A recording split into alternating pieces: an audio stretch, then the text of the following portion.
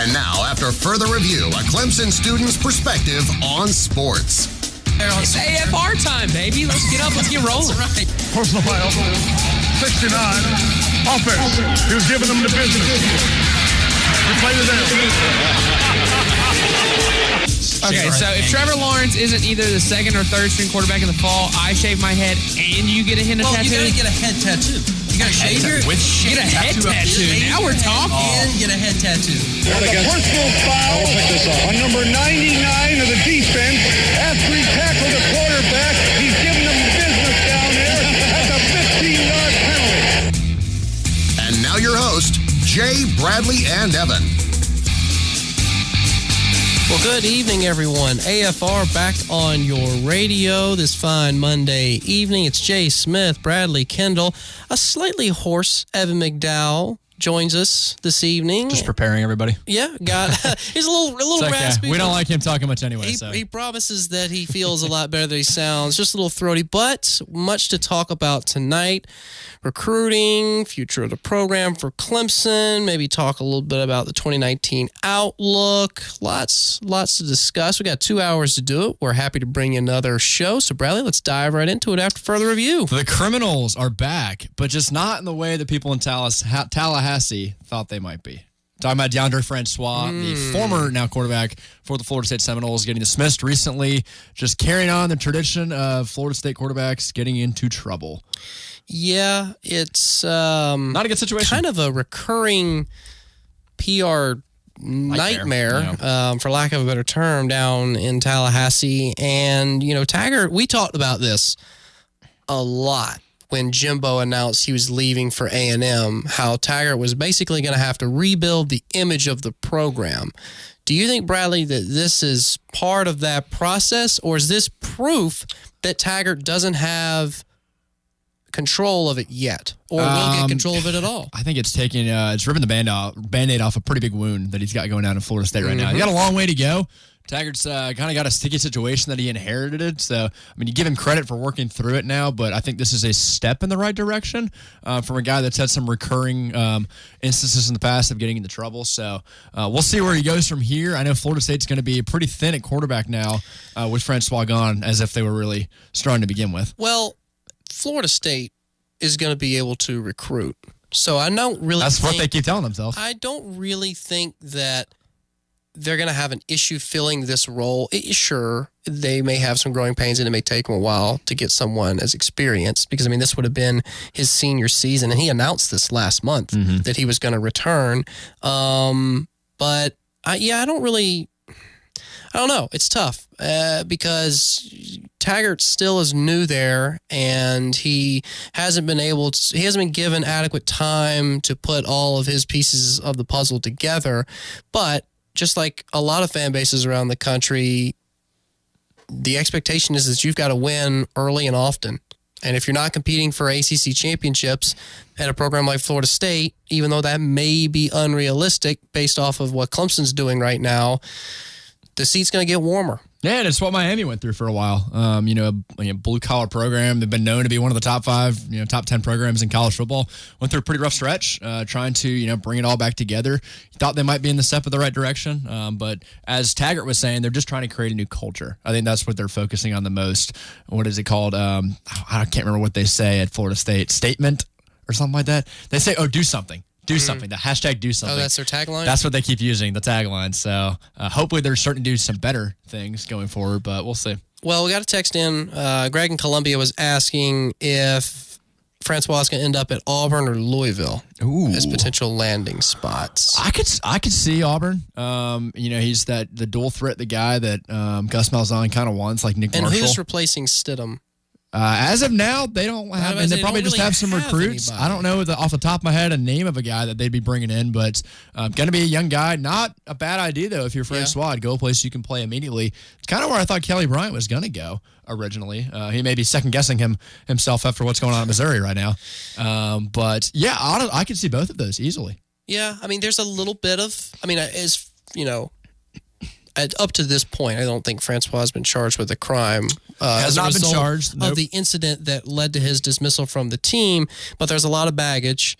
So it kind of depends on if you're Auburn or Louisville or any other school, courting Francois, how much baggage you want to deal with. Yeah. But Evan, what do you think? You think Auburn, Louisville are the most likely chances that Francois ends up at, or is there another school that you'd pick? Maybe. I think Auburn would make sense. Yeah, I was going to say that really seems to gel well. Like you said, the body type, the caliber of play that Francois has exhibited with his physicality would fit in with an SEC team. And he can succeed. I mean, he proved that the very first year that he played at Florida State, his freshman season. There's no doubt. He's a talented athlete. If I was a college football player, I'm not touching Louisville with a 10-foot pole for the next couple years. Not Satterfield's going to take a while went. to get that program What do you think, though? I mean, because like you mentioned, he had a great freshman year. Francois did at Florida State, 10-3, but then he had, the knee injury in 2017 against Alabama to open the season that sidelined him all year. So he's a little, would you say he's injury prone, or is that, there's a possibility that could, haunt him this coming season? It could.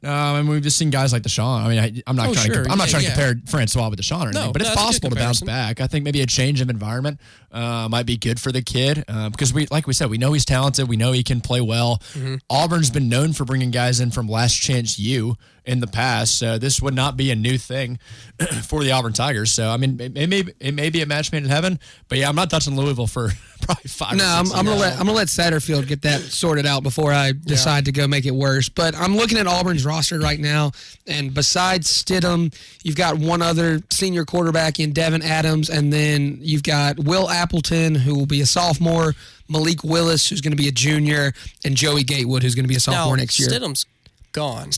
There's also another senior quarterback. Sure. Yeah, but there's still 3 quarterbacks that should be on Auburn's roster next year that Francois would have to, in theory, compete with. You compare it with Clemson, and when Trevor Lawrence, how many quarterbacks do we have transfer away from the program? We had 2, Sarek Cooper, we had Hunter Johnson, and we had Kelly Bryant. That's 3 right there. So I'm not saying it's going to happen. I'm just saying, as Greg Tucker Israel, by the way. Yeah, and Tucker Israel. Greg and Columbia brought up a good point. Auburn is a potential landing spot, which I think makes sense. I could see it for both sides. I thought Stidham did pretty well second half of the year. I thought Malzahn showed that he can coach a quarterback. And if for a guy that's got a year left, if he can get through that transfer portal and get out of there, and I guess technically would he have to go through the transfer portal since he's now dismissed? Technically would. The headlines are saying that he has entered the transfer portal. So okay. Which the transfer portal is just it's like whatever you call it. Yeah, it's like the iPhone cloud. It's the same as saying I want to transfer. There's no actual portal. Yeah, it's just so ESPN can have a tab on their website. Let's say you have to have a tab on the website. Well, Blackman's tab as the starter now at Florida State, and last year had 19 touchdowns, 2017, 19 touchdowns, 11 picks, 2,200 yards, and you'd think he's probably at least put on a few more pounds since we saw him last. He was all skin and bones out there, getting sacked by Clemson a good number of times. So we'll see. I think, like I said, I think this is a good move for Taggart in the right direction. Gets kind of a negative piece out of there. But for Florida State, I want to talk about their program as a whole here, kind of for the rest of the segment. Like they went 5-7 last year. Mm-hmm. Okay, their schedule this coming season out of conference is pretty favorable, but they are going to have to play games. They're going to play NC State. They're going to travel to Clemson. They do have to play Syracuse. They are hosting Miami. And then they end the season with a road trip to Florida. So where do you see them? Hopefully better than 5-7. But with questions at quarterback now, I think if Taggart's able to win 7 to 8 games, I think if they're 6-6, that's a good year for them. I think if they can make a bowl game, maybe get 7 wins. It's just it's too many questions. 8 might be a bit of a stretch. If we can get to 8, I think people at Florida State are going to have a little sympathy for Taggart with what he's had to inherit. So you think that the Florida State fan base is going to give Taggart patience? I think they should. Somebody should. Someone's got to. So you think they will? Well, the fan base, no. Fan bases are unforgiving no matter where. Irrational. Right. But I think the administration should hopefully be smart enough to see that Taggart is the right guy for the job. He just came in at exactly the wrong time. Look at Texas. Look what Texas inherited with Tom Herman. Right, and they gave him a couple years to get his feet under him, and he just beat Georgia in the Sugar Bowl. But they gave Charlie Strong a few years, and he didn't do anything with it. Well, because he had to move on from Charlie Strong. He didn't get him to the Sugar Bowl and beat Georgia like Tom Herman did. Whereas Willie Taggart, I think, can have success there, but he's just got this combination of factors working against him with Jimbo leaving and everything being in disarray. And Starting over, basically. Yeah, you've got guys quitting. You've got to start recruiting in a whole new area of the country. You've now got your starting quarterback that could potentially be in legal trouble and is transferring. So there's all these things that are working against Willie Taggart right now that I think if the administration lets him get through that, I think you can see Florida State with some success in the next 4 years Do or so. you think, okay, so Florida State was 3-5 last year in ACC play. I want to look at their conference schedule. Let's not look at their out-of-conference schedule. Let's look at the conference schedule. They start out September 14th at UVA. Is that a win? Is that a loss? Ooh. I'm thinking UVA? that a loss. I was about to say, after the way Virginia dismantles South Carolina in the Belt Bowl, Yeah. Bryce Perkins is back, So- senior year. I'm taking So it. 0-1. we'll go 0-1. All right, now Louisville at home. should be a win. That's a win. I'll give them that one. So they're 1-1 now. Keyword should. Next week, home game, NC State. That's a loss. Home game? I give them that one. I'm going to give it to him. No Ryan Finley. It's not going I'm to giving it be to a him. night game. Blackman's now a junior. He's got some experience. We're assuming he's going to put on some weight in the summer. You would hope so. So He needs I'll to. give him 2-1. I'll give him a slight 17-14 field goal at the buzzer. Well, Clemson, they have to travel through the week after, so we know that's a loss. No. So best case right now, they're 2-2. Right. Could be 1-3, but we'll say 2-2. We'll give them 2-2 We'll for give the them best of 2-2. could be 3-1 actually. If they beat Virginia week 1 and then they come to Clemson on and lose. the road? You think they beat Virginia? I'm saying they could. First Best week case of the year. scenario. Yeah, you Best think first case week of the year, maybe they come out strong. Yeah. For all intents and purposes, right now we'll call them 2-2. Wake on the road the week after that. That's not a gimme. That's Not not, at a all. gimme. And if they just came off a tough game at Clemson and they got banged up because Wake played them good last year too. I think Wake can beat them. Wake is a It's sneaky at team. Wake. I'm picking the Deacons. It's at Wake. Is that a Saturday? It's the October 19th. I don't know what day exactly that is. If it's a Friday game, I think the last Or time Thursday. they traveled to Wake on a Friday a couple years ago picking, and lost. I'm picking Wake Forest. If you have NC State and Wake Forest, they're going to go 1-1 of those games. They're not going 2-0. So we'll say they split that. So they're 2-3. So 2-3. 2-3. Syracuse the week after that at home. That's a winnable game 2-4? for Syracuse. I want to say Florida State could go 3-3 through that stretch. That Wake game is a Saturday, by the way, Okay. for what it's worth. Oh, it is. Yeah. Okay. So BB&T's about to get hype. So we went 2-4. Sure. 2-4. Who else they got? They've got Miami. Wow. Not easy either. I'll go First year 3-4. under Manny Diaz. I'll you give them could 3 and that 4. one. You think, Yeah. you think they scrape by I don't Well, think Jay, I you're- don't think they win it, but they could. You're think- all about the power of the rivalry. I think Miami has been so close. They're going to break through. But Hey, You think in Manny Diaz's first year, dude, though? you got to give it up, man. You got to give up the Miami hate, the Miami love. Well, I had this too much Florida State hate for me. It's just too much. Oh, so you're biased. Of course, every fan is biased. You're biased with the Blue Go on. Devils, but Go on. anyway, we'll call them 3-5. All right. Then they travel to BC to close conference play. That's a tough one. So 3-6. That's so Late in the year in Chestnut Hill, I don't want to. AJ Dillon's going 150. So they would end up what? They would have wins against Miami, NC State, and Louisville. Yes, They'd be Louisville. 3-5, which is what they ended in conference play last year. And that's assuming they beat those. So if they go, those teams. so if they go 3-5, and then you look at their out of conference, that means they're going to play Alcorn State. That should be a win. They're going to play Boise State. Ooh. That's season opener. I think they win that one. I think they win that. All right, we'll give it to them. And then University of Louisiana Monroe, they should win that. They should win so that. they're like 6-5. Florida they'll go on the road. 6-6 at They'll go best. 6-6. I'm 6 telling you and 6 right at now, best, yeah. Florida State, if they go 500 next year and make a bowl game, Taggart should be lifted on shoulders and paraded around If Tallahassee. you would have told me 6 years ago that we'd be debating whether Florida State can handle Virginia Honestly, first week of the year, It is amazing, but Evan, they're going to go 6-6. Best case. Best case. I I think say so they go too. 7-5. I think so too. No. I think they win 6 or 7 games. I think they win but 7 games. I can't They don't I win a can't bowl help game but this to year, imagine next year. what if absolute best case scenario, Florida State only loses to maybe Clemson and Boston College. You're looking at 10-2. You're not going to win the Atlantic because Clemson's you going think they're to. going to beat Florida? I'm just saying. Just best in, case in scenario. this Okay. crazy Okay. best case scenario I'm making up in my head, what if Florida State wins 10 games, they make it to a New Year's Six That bowl, scenario is called they EA win that. Sports NCAA 14. No one's ever believed this can happen. and you're so, playing. so we're But assuming in Jameis that Winston comes scenario, back at quarterback. in that scenario, with a good enough year, James Blackman could be a dark horse Heisman candidate. Shut your mouth. In the craziest Come of on. scenarios. Come on. Is there another James Blackman out there I don't am know about? rooting for chaos. Wow. Yeah, you know but what? that's not where you root it for. I hate Florida State, but I might have to low-key pull for him just because I feel bad for him this year. Why? And so I might have to start the James Blackman Heisman train right now. Feel free to jump on. I'll tell you one thing, Evan. James Blackman is not even starting the James Blackman Heisman train. Who did you have? Who did you have them losing to? You had them losing to Clemson and just Boston dropping College. a fluke at Boston College. so that would still because Clemson would obviously have the tiebreaker in the division. right. so Assuming it was- Clemson runs the table. Yeah. I just Now, want to make let's sure Let's get real crazy. that you were Say picking that them they for a dark beat horse. Clemson Say that they do. and end up going 10-2. No, I'm stopping there. Never mind. I'm just We're not saying, even gonna go there. crazier things have happened. I think I saw Evan doing the tomahawk chalk in the background. No, I'm not going to go that far. and, Not uh, yet. You know what's Well, funny? Never, actually. I'm losing all respect for Knowles 247 online right now. They listed the top. I was looking up because all these quarterbacks that have come through Florida State, how much trouble they've been in over the years. You know, they listed as their number one best quarterback that Jimbo Fisher had at Florida State. It should be Jameis Winston. Sean McGuire. What? Well, maybe best in terms of behavior. Yeah, no off the field incidents. Was respected by his teammates for his toughness. He played with a broken ankle in the 2015 Peach Bowl and was the starting signal caller for memorable wins over Clemson and Florida. We got a text in from And then he said he had physical limitations. Well, that's true. the text from the 864 poking at y'all calling Blackman for Heisman. I don't know. I mean, really? Hey, crazy things have happened, man. I said it was crazy. I'm not saying that's going to happen. That's not a prediction at all. I'm just saying it saying, won't happen. what would you do if it did? And I'll tell you what, you can make a lot of money off of that.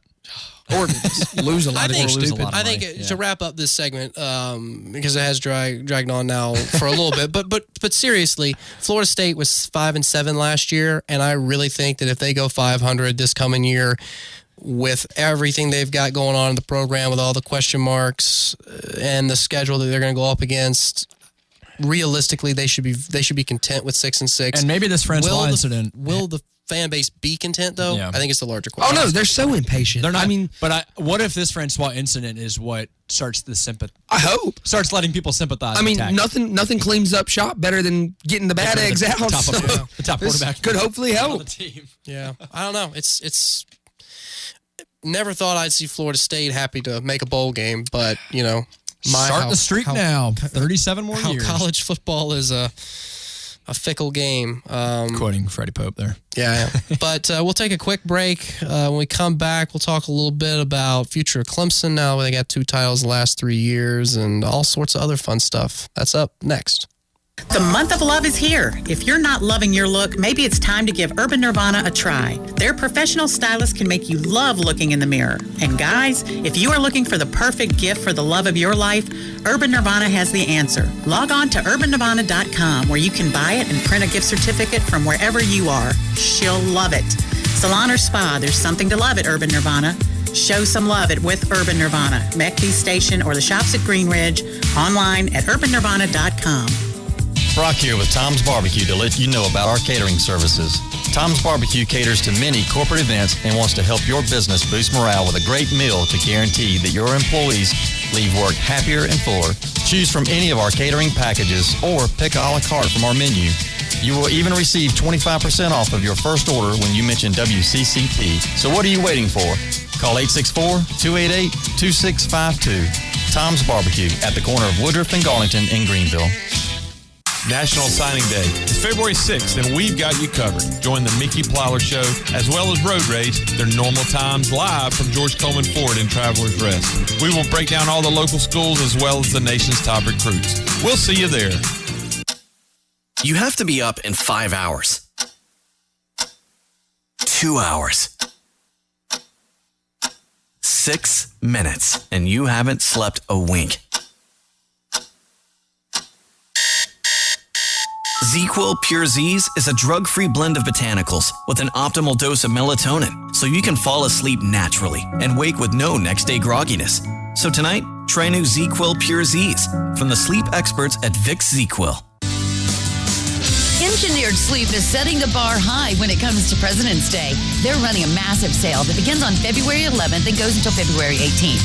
You have 1 full week to take advantage of huge savings on Engineered Sleep's most popular mattresses, adjustable beds, and pillows. If it's time for you to get a new mattress, then mark your calendars and go support your local mattress manufacturer. Engineered Sleep Showroom and Factory, 627 Congaree Road in Greenville.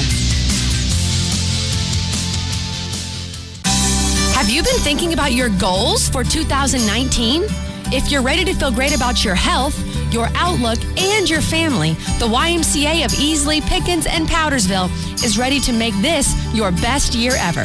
Your membership includes fun fitness programs, top-of-the-line equipment, year-round swimming, and free child watch while you work out. There's even a life-changing program called The Journey, led by experienced wellness coaches. Just as important, when you're at the Y, you're among friends. Call today to set up a tour to see why the YMCA offers so much more for your membership. For locations, info, and phone number, just Google the YMCA of Easley, Pickens, and Powdersville. Join the YMCA today. New members pay nothing until February. And remember, your Y membership gives you access to all 3 facilities.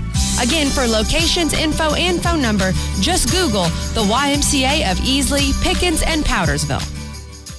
Are you ready to go all in on a car? Granger Nissan knows what car will fit you and your family because they are a leader in the market with competitive inventory. They have everything for everyone. Granger Nissan is a family business, so they know the importance of taking care of the ones we love on the road. You can drive with confidence and ease because Granger Nissan has all new vehicles with a lifetime powertrain warranty. Granger Nissan is not just in the car business, they're in the people business. Stop by Granger Nissan of Anderson on 3510 Clemson Boulevard.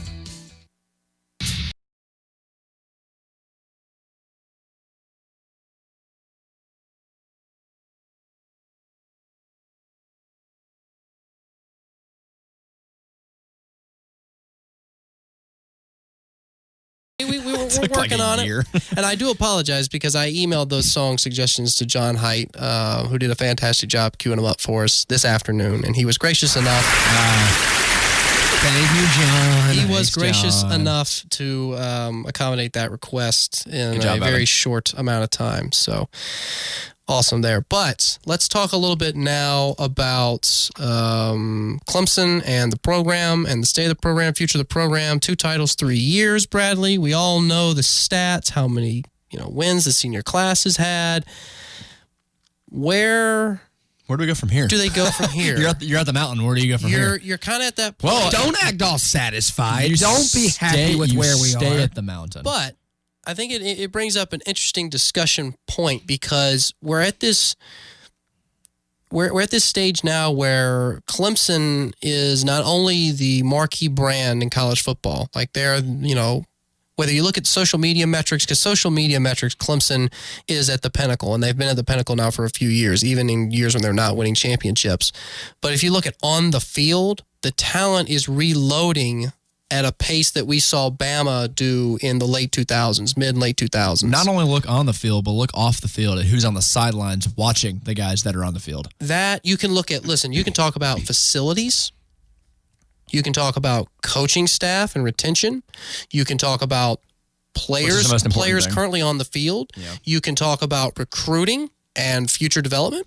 You can talk about social media. I mean, where do you begin? I think Dabo's got it. He's got every box checked. He's got guys coming back. He's got freshmen contributing. That's a big thing. Mm-hmm. If you can convince the guy in if you're showing 5 stars that freshmen can come to this team and contribute immediately. That's huge. He's got guys coming back. Like I said, he's reaching out and not afraid to go get these 5 stars from in other states, California or wherever they're going. Yep. He's broadening our recruiting range, which I think is national. huge. It's national now. It's a national brand. And he's got the wins to back it up. I mean, there's really nothing that he doesn't have going for him right now. So where do you, how are you, if you're Dabo? Well, it starts with coaching. How are you maintaining? So your take on it is if you can keep the same coaches here that have been here for X number of years that have won now 2 titles and 4 ACC championships, if you can keep everybody here, that's the recipe for success? Yes, because who's the ones recruiting? The coaches. Brandon Streeter, a quarterback coach, he's recruiting quarterbacks. He's recruiting Trevor Lawrence and guys like that. And Scott Jeff Scott. And Elliott. If you keep the guys that know what it takes to bring the talent in, that's where it starts, because then that's going to domino and create an effect and start bringing in more recruits. Let me start off this discussion by saying I don't think there's a wrong answer, because it's really not. Because like we talked about this, or you mentioned it a minute ago here, Dabo has checked all the boxes. Not only has he checked all the boxes, but he's checked them twice. He's done that. Yeah, he's embroidered all over. They were in with, pencil. it's perfect right now. So I think what Clemson did and what they started doing 5 to 6 years ago, which was unique from a lot of other schools, was on the recruiting front, and they took advantage of social media and the creative team and the production team, and because here's the thing, Clemson, the location of the school, isn't convenient at all. I mean, I've talked to coaches and people in the athletic department across all sports who say, listen, if you're in the ACC and you're a recruit, you can go visit 4 or 5 ACC schools in North Carolina in one afternoon or a weekend. Well, that's anywhere in the Southeast. Yeah. But in Clemson, you're 2 hours from Charlotte. You're kind of 2 hours from Atlanta. You're not really in a great Columbia. geographical location. You know where else is not in a good geographical location, though? Tuscaloosa. Yes. And look what they bring. But it already had, and that goes back to my point I'm trying to make, it goes back to the name recognition that Alabama already had, whereas Clemson had to build that name recognition not only on the field, like we all know and we've seen for now several years, but via social media, and whether it's the vlog or whatever sort of stuff they're throwing out there that allows recruits to see what life is like as a Clemson Tiger, or what life's like on campus, or what life is like as a student athlete. And that's what's selling those 17-year-olds. Dabo knows what his audience is. He knows who he's targeting. He's not targeting me, a fan or a student. Hope not. He's not targeting, somebody on Twitter. Joe Mo off the side of the street in Columbia, right? He's targeting the recruits and the recruits' families. Yeah. You know what's interesting? And that's the recipe for success. I got 2 things for you. I think Jack, our roommate, brought this up yesterday. It's interesting how Clemson's strengths from this past year could be a weakness next year, but the weaknesses from this year could be a strength next year. Our secondary. We got a lot of recruits coming in. We've got guys that came back. The defensive line, it might be a little bit of a weakness. We got guys that are going to have to fill in those roles. I'm at the point now where I'm at the point now where I blindly trust the coaching staff to such a high degree in Brent Venables and Jeff Scott and Tony Elliott that I really think all you're doing is you're just periodically oiling a finely tuned. You want to know another weakness that could be a strength next year? Punting. Finally, punting. Yes. Miss you, Bradley Pinion. Please, man. I saw highlights of the or videos of the new punter for next year ridiculous. In the facility, man. Hitting the roof, dude. Ridiculous. Dude can boot it. Another thing I thought of, which I thought was interesting, is you look at teams across the Southeast, like you mentioned, where Clemson is. You look at like LSU and Florida and places that like when you think of them, the kind of guys they recruit: DBU, wide receiver U, that kind of stuff, quarterback U. There's not really one particular one that Clemson specializes in. They kind of just do it all, which I think is interesting. I would argue they're wide receiver. Well, yes, but very heavy. Look at the talent they have in the NFL. But we're able to recruit a really, really good running back, a really, really good quarterback. Absolutely. Really, really good defensive lineman. Across the board, the depth and the talent and where these guys are coming from, because we're not picking up, South Carolina is a decent football state, but it's not where a lot of your 5-star talent is not a pipeline. No, and Georgia's great, and we've pulled, look. But Sean what Georgia, Trevor if you think of Georgia, you think running backs and linebackers. It's just what you think. You don't think of a great quarterback. But Dabo has been preaching this since he got hired here. He's not hiring kids. He's bringing kids in that fit the culture and fit the program. Yeah. He's not always going after, he's got a 5-star next to his name, so we got to give him an offer. That's not Dabo's mentality. And I think that's really interesting because I'm looking at right here since Dabo's been a coach, the rankings we've had nationally recruiting and how many enrollees we've had. Bama averages 25, 26 enrollees every year going out and get 5-star scholarship players. Clemson's only averaged like 17 or 18. It's pretty low. And so he really does, you're right, he nitpicks specific qualities and specific guys that he wants in his program. Well, that's how you get better. Look. Taj Boyd, great quarterback for Clemson, did a lot of things for Clemson, took us to heights that we hadn't seen since the 1980s. I am specifically thinking of the Chick-fil-A Bowl against LSU in Atlanta. 4th and 16. And then we got Watson. And everybody was like, so lucky. how can this get any better? After Boyd, when we had Boyd, I was like, how can this get any better? And then we got Watson, and then we won a championship. And I was like, how can this get any better? and now we have Trevor Lawrence. And we got Kelly Bryant too. Okay. Don't forget that. Absolutely. But like I sit here and I'm like, is it possible to get better? Of course it is. Absolutely it is. Let's ask Nick Saban if we can. Yeah. There's plenty of things you can do because you got to think about it. Clemson set the bar So now we got people chasing us. We've got guys that are not only going to give us... We've had people chasing us for a few years now. They're going to give us our best and then some each week. I mean, we got an entire conference on our tail now trying to catch us. That's what Alabama's been facing for the last, 10 some odd years. All right, a question for you coming from a texter. In a relationship with Clemson says, one more national championship and the Lord Dabo statue goes up immediately. I'd say it goes up now. That's what I responded to the text. I said, you could honestly start building that right now. You could put that up right now and it would make sense. You know what, though, is interesting is Clemson has had, they had John Heisman coach here, and they've had a national championship winning coach in Danny Ford, and neither of those guys, I believe the only statues that are around the stadium are of the Tiger and the Tiger Cub. Tiger Cub was over by the IPTAY office. That's now, I think, moved temporarily because IPTAY office is being renovated, and then the Tiger is out in front of the Scroll of Honor, I believe is what that's called. Yeah. But I don't think they're going to put up a statue of Dabo. Oh, maybe not there, but somewhere. No, I don't think they will. If you put together the 4 greatest years in college football history, I don't think they will. I don't think they will. You should. Well, the reason they don't have a statue of John Heisman is because when he was a Clemson coach, he didn't do anything. Yeah. Well, now you could argue that Danny Ford. If Danny Ford wasn't here very long. Frank, if any Clemson coach should have a statue right now,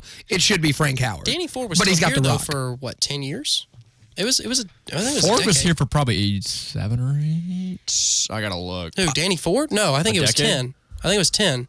Frank Howard was here for... Frank Howard was here for forever and a day. Yeah. And up until Danny Ford won that national championship, you couldn't think of Clemson football coaches without Frank Howard being the top of that list. Maybe, and I don't really think this is going to happen, maybe you see Dabo's name on the stadium. 11 years, by the way. No statue. Okay, years. Danny Ford. I knew it was about 10 or 11. But I don't think Dabo's coming up on that right now. So let's say he stays another 11. Let's say he stays for a length of time that's closer to Frank Howard's tenure than Danny Ford's, and he wins maybe 4 national two championships. two more. I'm not getting crazy. I'm talking about total. Oh, yeah, total. Yeah. Yeah, so 2 more. You got to do something. I'm not getting crazy here. 4 more national championships. He ties Nick Saban and Bear Bryant as the greatest college football coach of all time. Hey, you said, how do we get better? Clemson hasn't put up a statue of a player or a coach yet, and Clemson is very deeply rooted in its tradition and legacy, and I don't really see them changing. Well, if you don't put a statue up there, you at least got to name almost every single building after Dabo Swinney and put his name up on the stadium somewhere. I'm curious, and I don't know honestly at all, but how does that get approved? Is that an athletics only decision, or does the board of trustees of the university have to approve that? I would think it's some combination of both. Probably both. I don't think it's got to be every high level person. Would IPTAY have an input? Maybe. I don't know. But it would definitely be between athletics and the board. Over at the Reeves Center, I could see, and this is like far like when our kids come here down the road, where they have some sort of, I guess I'll call it, quote, walk of fame in the Reeves Center, where they have like busts of all the famous Clemson players or coaches that have been here. Do I think they'll do that at the stadium outside? No. Oh, we're not saying the statue has to be outside the stadium. We're just saying you're just saying in general? Anywhere. Yeah. Because correct me if I'm wrong, but isn't there already kind of a, not Ring of Honor type thing, but over like in Jervey or McFadden, there's they have some all kind the of display letterman up on the something on like the that. wall. Yeah. And now a lot of that, McFadden is completely being renovated right now because the old team meeting room is being repurposed into office space. But he'll be recognized for something, like whether it's a statue or we'll do something that's deserving of Dabo Swinney's glory that he's had for however long. You think he not saying will he or not. You think he needs to win another championship to get that recognition? No, or he could retire. He could retire right now, and I think he'd get it. It would certainly help to get another one, though. But I'm the greatest 10 years. Well, what do you want? He had the greatest 10 years in Clemson history. He has 2 national championships, 3 appearances. Mm-hmm. That's enough. Over an entire course of a career, rarely do you see that. You know what's really interesting? And I guess it's just a byproduct of that level of success. We talk all the time about Dabo's national championships. You know what we don't talk about? His conference championships. Yeah. Because they're overshadowed by the fact we take those for granted. It is amazing because, listen, we all grew up with mid-2000s Clemson, not even coming close. I would have sacrificed a small woodland creature for an ACC championship in 2004. An appearance. Are you kidding me? More specific? If Tommy Bowden won an ACC championship, I would have cried. And you know what? I don't know where John is right now in the studio, but I think I see him nodding, or I hear him nodding, because... You hear him nodding. Yeah. Okay. I know that he... I mean, he dealt with that as a student. I mean, I talked to guys, who they came here 6, 7, 10 years ago, and they were like, guys, if we won 10 games, we would have. I also had a parade for that. I also think it's because the ACC has, been really down for a while now. And Don't discredit our success. No, I'm just saying, out of the Power 5, if we were winning the SEC each year, like Alabama was 4 straight years, there's a reason it hasn't happened since Florida a while back. It's not very common. And the ACC, we've seen in the past, Miami didn't win one for 15 years. It was controlled by 2 or 3 teams for an extensive period of time. But it also wasn't that long ago that Florida State won a national championship, and it wasn't that long ago that Louisville had a Heisman winner, and it wasn't that long ago that Syracuse beat us and Pitt beat us. There's still been flashes of brilliance. Sure. But I'll agree with you. The ACC as a whole is not the strongest football conference in the country. Don't let it discount the fact that we've won 4 straight titles. Of course not. No, it's still a tremendous achievement. I just think there's a reason that, we might just kind of overshadow it, or it might get overshadowed just because the ACC is just not really known as being you know what, though? Great conference. Here's the thing. Not only do we expect to be in the college football playoff next year and possibly compete for another championship, I don't think anyone, at least on the Clemson spectrum, is even entertaining the idea that we won't win the ACC championship next year. Absolutely not. Everyone just expects it. The Atlantic's already won. And who are you going to have out of the Coastal? That's kind of my point. What I'm saying is it's almost a guarantee that one team's going to win it all, which means there's no other players out there to even challenge them. No, well, not right now. Not right now. 4 or 5 years down the road, it might still not be. We don't know. Clemson could. I really think they could win 3 or 4 more straight. 6 or 7 straight total. Yeah, total or more? No. I think they could win another 2 to 3 in a row. Stretch it to 6. Well, who's your next team then? Because we talked about this in the car. Who is the next team out of the ACC that's going to rise to power or even come close to where we are now? It's going to sound crazy, but I think that a team from the Coastal is going to come out of nowhere and string together a couple of good years. I don't think it is Miami. I've kind of, I gave Mark Richt sailed that ship. Oh, you just hate Miami. You've. I have no reason to like them. But honestly, the only teams, and you're gonna laugh, the only teams that I think have a shot of doing it, Duke and Virginia. What? Of doing it, yeah. To match Clemson's level from a national perspective. I didn't say it was gonna happen. I didn't say it was gonna happen this coming year. That's ridiculous. Evan? Who else? From the Coastal or the ACC? Anybody in the ACC. Coastal. No, in the ACC. No, I'm talking Coastal because nobody from Clemson's division is going to beat them. Okay, so the next ACC team that's going to get anywhere near where Clemson is right now, it's got to be Florida State. It's got to be Florida State. No right? way. Maybe Virginia Tech, but mess. probably not. Florida State's a mess. And everyone else isn't?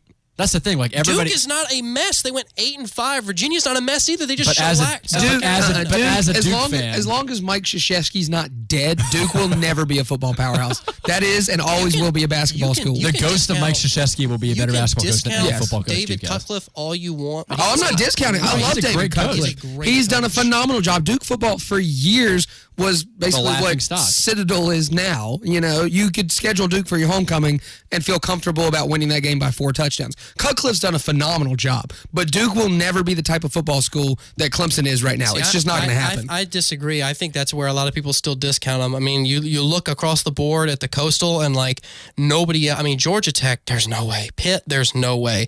Miami, I don't think it's going to happen. Virginia Tech and North Carolina, those are your only other options. That's why I don't think it's going to be in the Coastal. And give me Blue Devils. I don't think it's going to be in the Coastal. Virginia, maybe, because I like Bronco Mendenhall. I think he's done a great job. Syracuse has a better chance of beating Clemson than Florida State in the next 5 years. Okay, 5 years might be a little bit too ludicrous. far. You know what is interesting, though? If you think of 6 or 7 years ago, if you would have thought back then, picture Clemson down the road. Clemson's going to be the dominant program in the country. If you had to pick one other random school from the ACC and be can you imagine if in 8 years this school just dominated? What if NC State was the #1 football program in the entire country? Then I would tell you. I honestly think they, aside Florida State, they have the best chance. NC State? State hasn't won 10 games not with Dave in Dorn 30 as a years. head coach. Maybe not, but Dorn's done a great job. He has, but they haven't won he's not 10 the coach. games. He's not the coach to take them to the next level. When was the last time Clemson won 10 games before Dabo Swinney got here? Danny Ford. Within 20 years. There you go. No. 10 games in a year? Clemson football used to be bad. bad. Bradley, you grew up a Duke fan basketball, but Tommy Bowden, Tommy West. Clemson was lucky not to win a good 6. time. They were lucky to win 6. Yeah. That's why I think show me a double-digit win season before we can NC State, I think, has the ability to recruit and the ability to develop these players. And we've seen some really talented players come out of NC State recently. And that's they just why I can't think get they over should that be better hump. than they should- than They they- just they can't get were. over that hump. I think they might be overall, not consistently, but overall, the second best football team in the ACC in terms of where they are and what they have. now. Yes. now. They have all of the amenities and they have all of the pieces. I think they just don't have anybody that can put it together. I think you need another coach to put all the pieces together. I don't know. That debate will be resolved another day. We got to take a quick break, though. Running short on time. We'll come back, bring up this discussion, talk a little bit more. That's next. Stick with us. Are you ready to go all in on a car? Granger Nissan knows what car will fit you and your family because they are a leader in the market with competitive inventory. They have everything for everyone. Granger Nissan is a family business, so they know the importance of taking care of the ones we love on the road. You can drive with confidence and ease because Granger Nissan has all new vehicles with a lifetime powertrain warranty. Granger Nissan is not just in the car business, they're in the people business. Stop by Granger Nissan of Anderson on 3510 Clemson Boulevard. Have you ever looked at your carpet after a cleaning and thought, man, what is that gunk and residue they left behind? Do you worry about the harsh chemicals that cleaning companies use that could harm your loved ones? Well, worry no more. Zero Res is the standout carpet cleaner brand you can count on. Their patented no residue cleaning system leaves no man behind on your beautiful home. Call today at 864-588-7300. Zero Res. Spell it backwards or forwards. It's the right way to clean. Have you been thinking about your goals for 2019? If you're ready to feel great about your health, your outlook, and your family, the YMCA of Easley, Pickens, and Powdersville is ready to make this your best year ever. Your membership includes fun fitness programs, top-of-the-line equipment, year-round swimming, and free child watch while you work out. There's even a life-changing program called The Journey, led by experienced wellness coaches. Just as important, when you're at the Y, you're among friends. Call today to set up a tour to see why the YMCA offers so much more for your membership. For locations, info, and phone number, just Google the YMCA of Easley, Pickens, and Powdersville. Join the YMCA today. New members pay nothing until February. And remember, your Y membership gives you access to all 3 facilities. Again, for locations, info, and phone number, just Google the YMCA of Easley, Pickens, and Powdersville. Cars cost less at Travelers Rest at George Coleman Ford, and it's never been more true than February. This month, George Coleman Ford will meet or beat any documented out-the-door price from any upstate dealer. You heard me right. Any new car, truck, SUV, George Coleman Ford will meet or beat any dealer's price. See my friends at George Coleman Ford in Travelers Rest and save big. Applies only to in-stock inventory. Offers within 5 business days. Price matches before applicable rebates. Does your home have wall cracks, uneven floors, or doors and windows that are sticking? These are all signs that a foundation problem is stealing value from your home. Call Canty Foundation Specialist at 475-1671. We know your home is your #1 investment, and we can help protect it. Don't wait for a foundation problem to get worse. If you have sagging floors or cracks in your sheetrock, call Canty Foundation Specialist, 475-1671, or visit us at cantyfoundationsc.com. At Spinks, we know it's hard to get going on cold winter mornings. You've got to brush your shoes, tie your teeth, get the dog to school, and kids to the vet. You know what we mean. And we'll help you get going a little easier this winter. Swing by your neighborhood Spinks for a cup of our specialty coffee blends and a real southern fried chicken biscuit or sausage, egg, and cheese biscuit. They're bigger, fluffier, and made fresh all day. We call those hand warmers you can eat. Spinks, making life easier. Breakfast available at select locations. Valentine's Day is right around the corner. The question is, what gift are you getting for the one you love? We get it. It's not easy. Love is a dangerous game.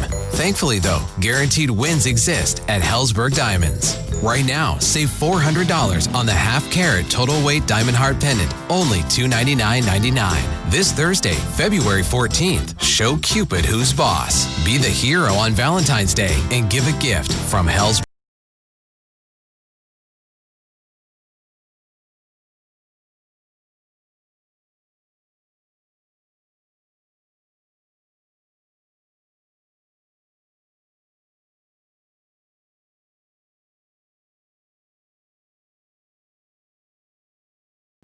This was from the first season. And I wasn't overly impressed. Well, you got to watch the second season, dude. It's like The Office. You got to watch the first season, and then you got to watch the second season. I'm on season 5 of The Office right now. It's starting to get good. I never thought I'd see that coming, honestly. Well, that's why I don't tell you, because I know that you would spoil the show.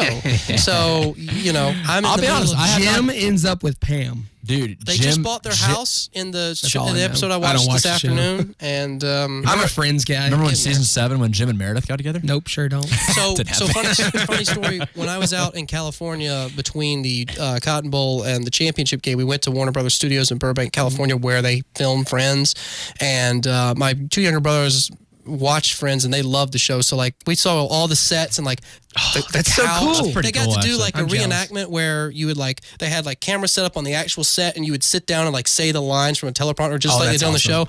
I didn't appreciate any of it because I don't watch the show, but so good though. Everyone I've told who's a Friends fan, they're like, oh, that's awesome. See, I can't Did you start get to see the Big Bang Theory set? Yeah, so I saw who plays Leonard Hofstadter? What's his name? Johnny Galecki. The same guy. Walking into the soundstage where they were filming their last few episodes. That was neat. I can't start any show on Netflix because I always get distracted by those criminal documentaries like the Ted Bundy. I'm watching that now. Fire Festival. Yeah. Fire Festival is really good. All that stuff distracts me. Actually, fun fact there, the Super Bowl yesterday, the Planters peanut commercial, the footage that they used of the like car doing all the crazy stunts was on the studio lot of Warner Brothers because you can see the mountain in the background, and like I recognized because we did a tour of the whole studio lot. So I don't know, I thought it was kind of interesting. Y'all know that the guy that plays Leonard was also in Christmas Vacation? Really? I did not. He was the kid. Know that. He was the kid from Christmas Vacation, the son of what's his face? Who's the main character? I can't Chevy remember. Chase? Yeah. No.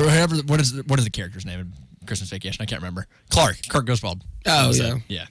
Speaking of the Super Bowl, can we just admit that was a boring 3.5, 4 hours? Well, the outcome, like, everyone already knew the outcome. Come on. Everybody knew that the Patriots But we at least thought it was going to be fun to watch. Decent game. You know what's crazy? The fact that the Patriots held the top 2 offenses to 0 points in both first halves. I am shocked that Jared Goff didn't get in the end zone. Shocked. That's incredible. Well, he had ample opportunity. The craziest stat by far. Maybe 3 or 4. The craziest stat by far is still that the Patriots have only scored 3 points in all 9 of their Super Bowl first quarters ever. I'd say that worked out pretty well for him anyway. That's crazy. I mean, I get the arguments that it was a defensive struggle and it was like an interesting game from that standpoint. But still, are you calling it boring because there weren't a lot of points scored, or are you calling it boring because you had this outcome of the Patriots probably winning in your mind? And what was really interesting to me, and I didn't know this, but every Super Bowl before this one that the Patriots have won has been a one-possession game. Yeah, 8 that points is or the less. largest margin of victory the Patriots have ever had in a Super Bowl victory, and it was 10. Hey, just think about the fact. So think about if how is Belichick that- would have been on the wrong side of those for like 5 or 6 of those. In a lot of ways, like a 10-point game. Think about it. In the fourth quarter, it was still a ball game. It wasn't like the game was over in the third quarter. The national championship game was way more, if you're not a Clemson fan, was way more boring than the Super Bowl. I'm not saying it's boring because there was a lack of points. I mean, a lack of points to me does not equal boring because there can be games that score 1,000,000 points and be boring but when too. the starting quarterback of one team has 52 yards through 3 quarters, that's a little boring. And the other starting quarterback doesn't throw a touchdown, fumbles it, and throws a pick. That's just poor offense, though. I love like middle of the game. People were researching has a punter ever won MVP in the Super Bowl. Well, did you hear how excited Jim Nance and Tony Romo were when Johnny Hector punted it 65 yards? That thing, man. Jim Nance said, "Hey, we got some action. Gotta buy a yard. Something that they could talk about." Speaking of the Super Bowl, I had a few little links on here to some websites that broke down the players from each team and where they went to school, and also where they were recruited coming out of high school too. Do you know the 2 schools that were represented the most in the Super Bowl? Wait. I'll give you a hint. One of them's Georgia. Well, why would I? What's the second one? Why would I guess 2 of them if you're going to tell me one of them? You ruin guessing games, Bradley. This is no fun guessing half of the answers. All right, give us I want all or I'm not going nothing. to tell you the other one. You got to guess it. I don't know. What conference? Ohio State. Yeah, I was going to say Ohio State, actually. Just because you already said, and What conference? Georgia. Tell us the conference. They're in the American? How do you have to look this answer up? You either know this and tell us right now or you don't. I am completely uninterested in this entire trivia game right now. This has been the most sloppy game of trivia I've ever participated in. Oh boy. Wait a minute. Bradley has not done his research. This is not fun. Oh, the Big Ten, of course. Big Ten. They used to be in there. You didn't know if they I were just in guessed the a Big Ten team. Just tell me. Was my Big Ten guess wrong? Yes, it is. Then I am done with this game of trivia. It's Rutgers.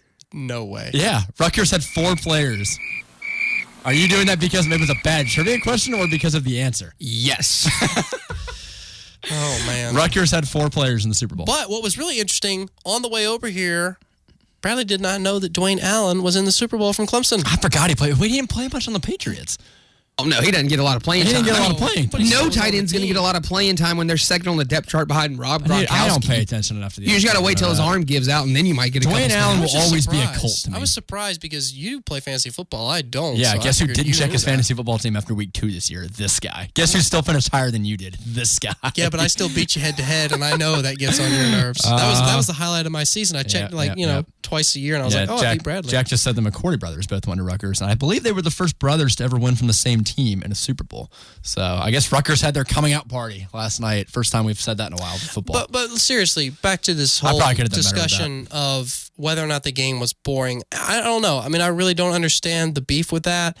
I think the halftime show was a lot more boring. Some of the commercials were okay. I thought T-Mobile nailed it. I thought T-Mobile's commercials were the best I've seen in years. You know what I'm talking about? The fake text. You remember the T-Mobile commercials? I like the NFL one they did. You don't remember the T-Mobile commercials? I'm getting blank stares. Not really. I didn't pay attention much to the Super Bowl. No? Sorry, bud. I shocked. was way too distracted waiting for SpongeBob at halftime, which didn't happen. And see, that's the thing is, halftime for me was that's when I go to the bathroom and don't care. The halftime I thought was okay, and then maybe this is because I'm a dude, but then Adam Levine started taking his shirt off for no real reason. I mean, he just did it. There was no build up to it. It didn't go with the song lyrics. It was just like shirt. The coolest thing that they did in the halftime show was the fact that they used those drones to spell out the words like "One Love," I think is what it was, cool. in the sky. Despite the fact that I was disappointed that they didn't put the entire SpongeBob song on there, it was pretty cool they did mash it with sicko mode. I did appreciate that. No, I mean I'm saying the game itself is boring, not because why though?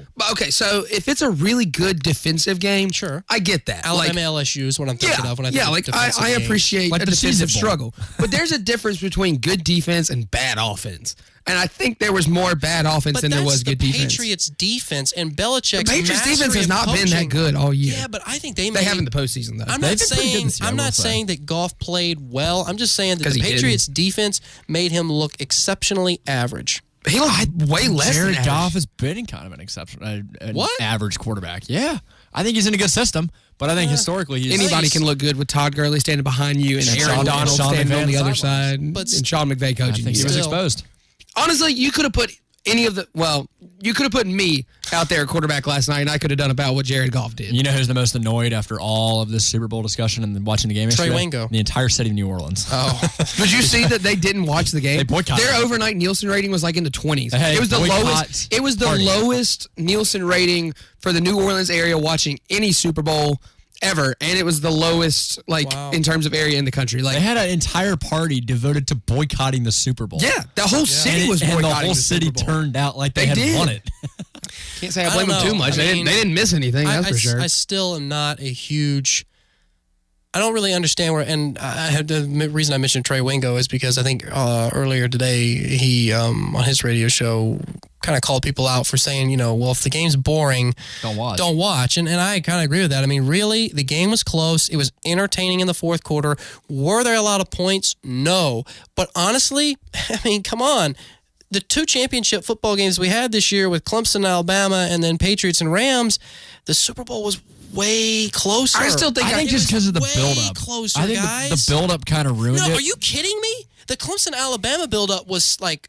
Yeah, but it's the greatest game ever. But it's Clemson. Yeah, that's what I'm saying. And it was terrible. Alabama, and it wasn't that great. No, the game was terrible. I would much rather watch a semi-blowout than I would 2 offenses struggle and a 1-yard rushing touchdown win the game. I was on my phone more than I watched the Super Bowl. I was too. There's a reason. That says something. There's a reason that by midway through the third quarter, the Alabama fans were leaving. I mean, at least in the Super Bowl, everyone was there because there was a chance. And because they paid $5,000 a ticket to be there. do you know how much plane flights cost to go out to Santa Clara? I mean, that was an expensive trip if you're a Clemson but fan. imagine going from L.A. out to Atlanta. That's also very expensive. Point still stands. I really have a hard time understanding why people were so bent out of shape about this game being boring. I mean, I did think it was interesting, though. Not only were there 4 Rutgers players in the Super Bowl, there were 4 Division II guys that played all on the Rams. Well, you see that sometimes. But 4 all on the same roster. That's pretty interesting, to be completely honest. And some of these, I'm looking at like these high school ratings of these guys coming out of high school, and none of these guys are rated highly at all, especially on New England. You've got lacrosse players like Chris Hogan. You've got guys that weren't even like looked at, like Tom Brady coming out of high school. Belichick's been finding talent everywhere. Yeah, I think you have to remove the fact and the bias of being a Clemson fan. And when you look at the championship games subjectively, compare them, like all the build up for both of them is substantial. And then the performance, neither of them were. Yeah, but at least Clemson and Alabama was super exciting in at least the first quarter. At least people were like, it was AJ Terrell with like that pick 6, and then Alabama comes back. It was tied at 14. It was exciting in the Super Bowl until about halftime. People watched it because they like to see Alabama get blown out. If the Patriots were getting blown out, I think people would have tuned in. Here's the thing: if the Rams had won this game 13-3. People would not have complained that it was a boring game. That's all I'm saying. Not at all. That's all I'm saying. Yep. All right, hour 1 is done. Hour 2 is up next. We'll have a lot more to talk about then, so stick around. After this commercial break, we're back.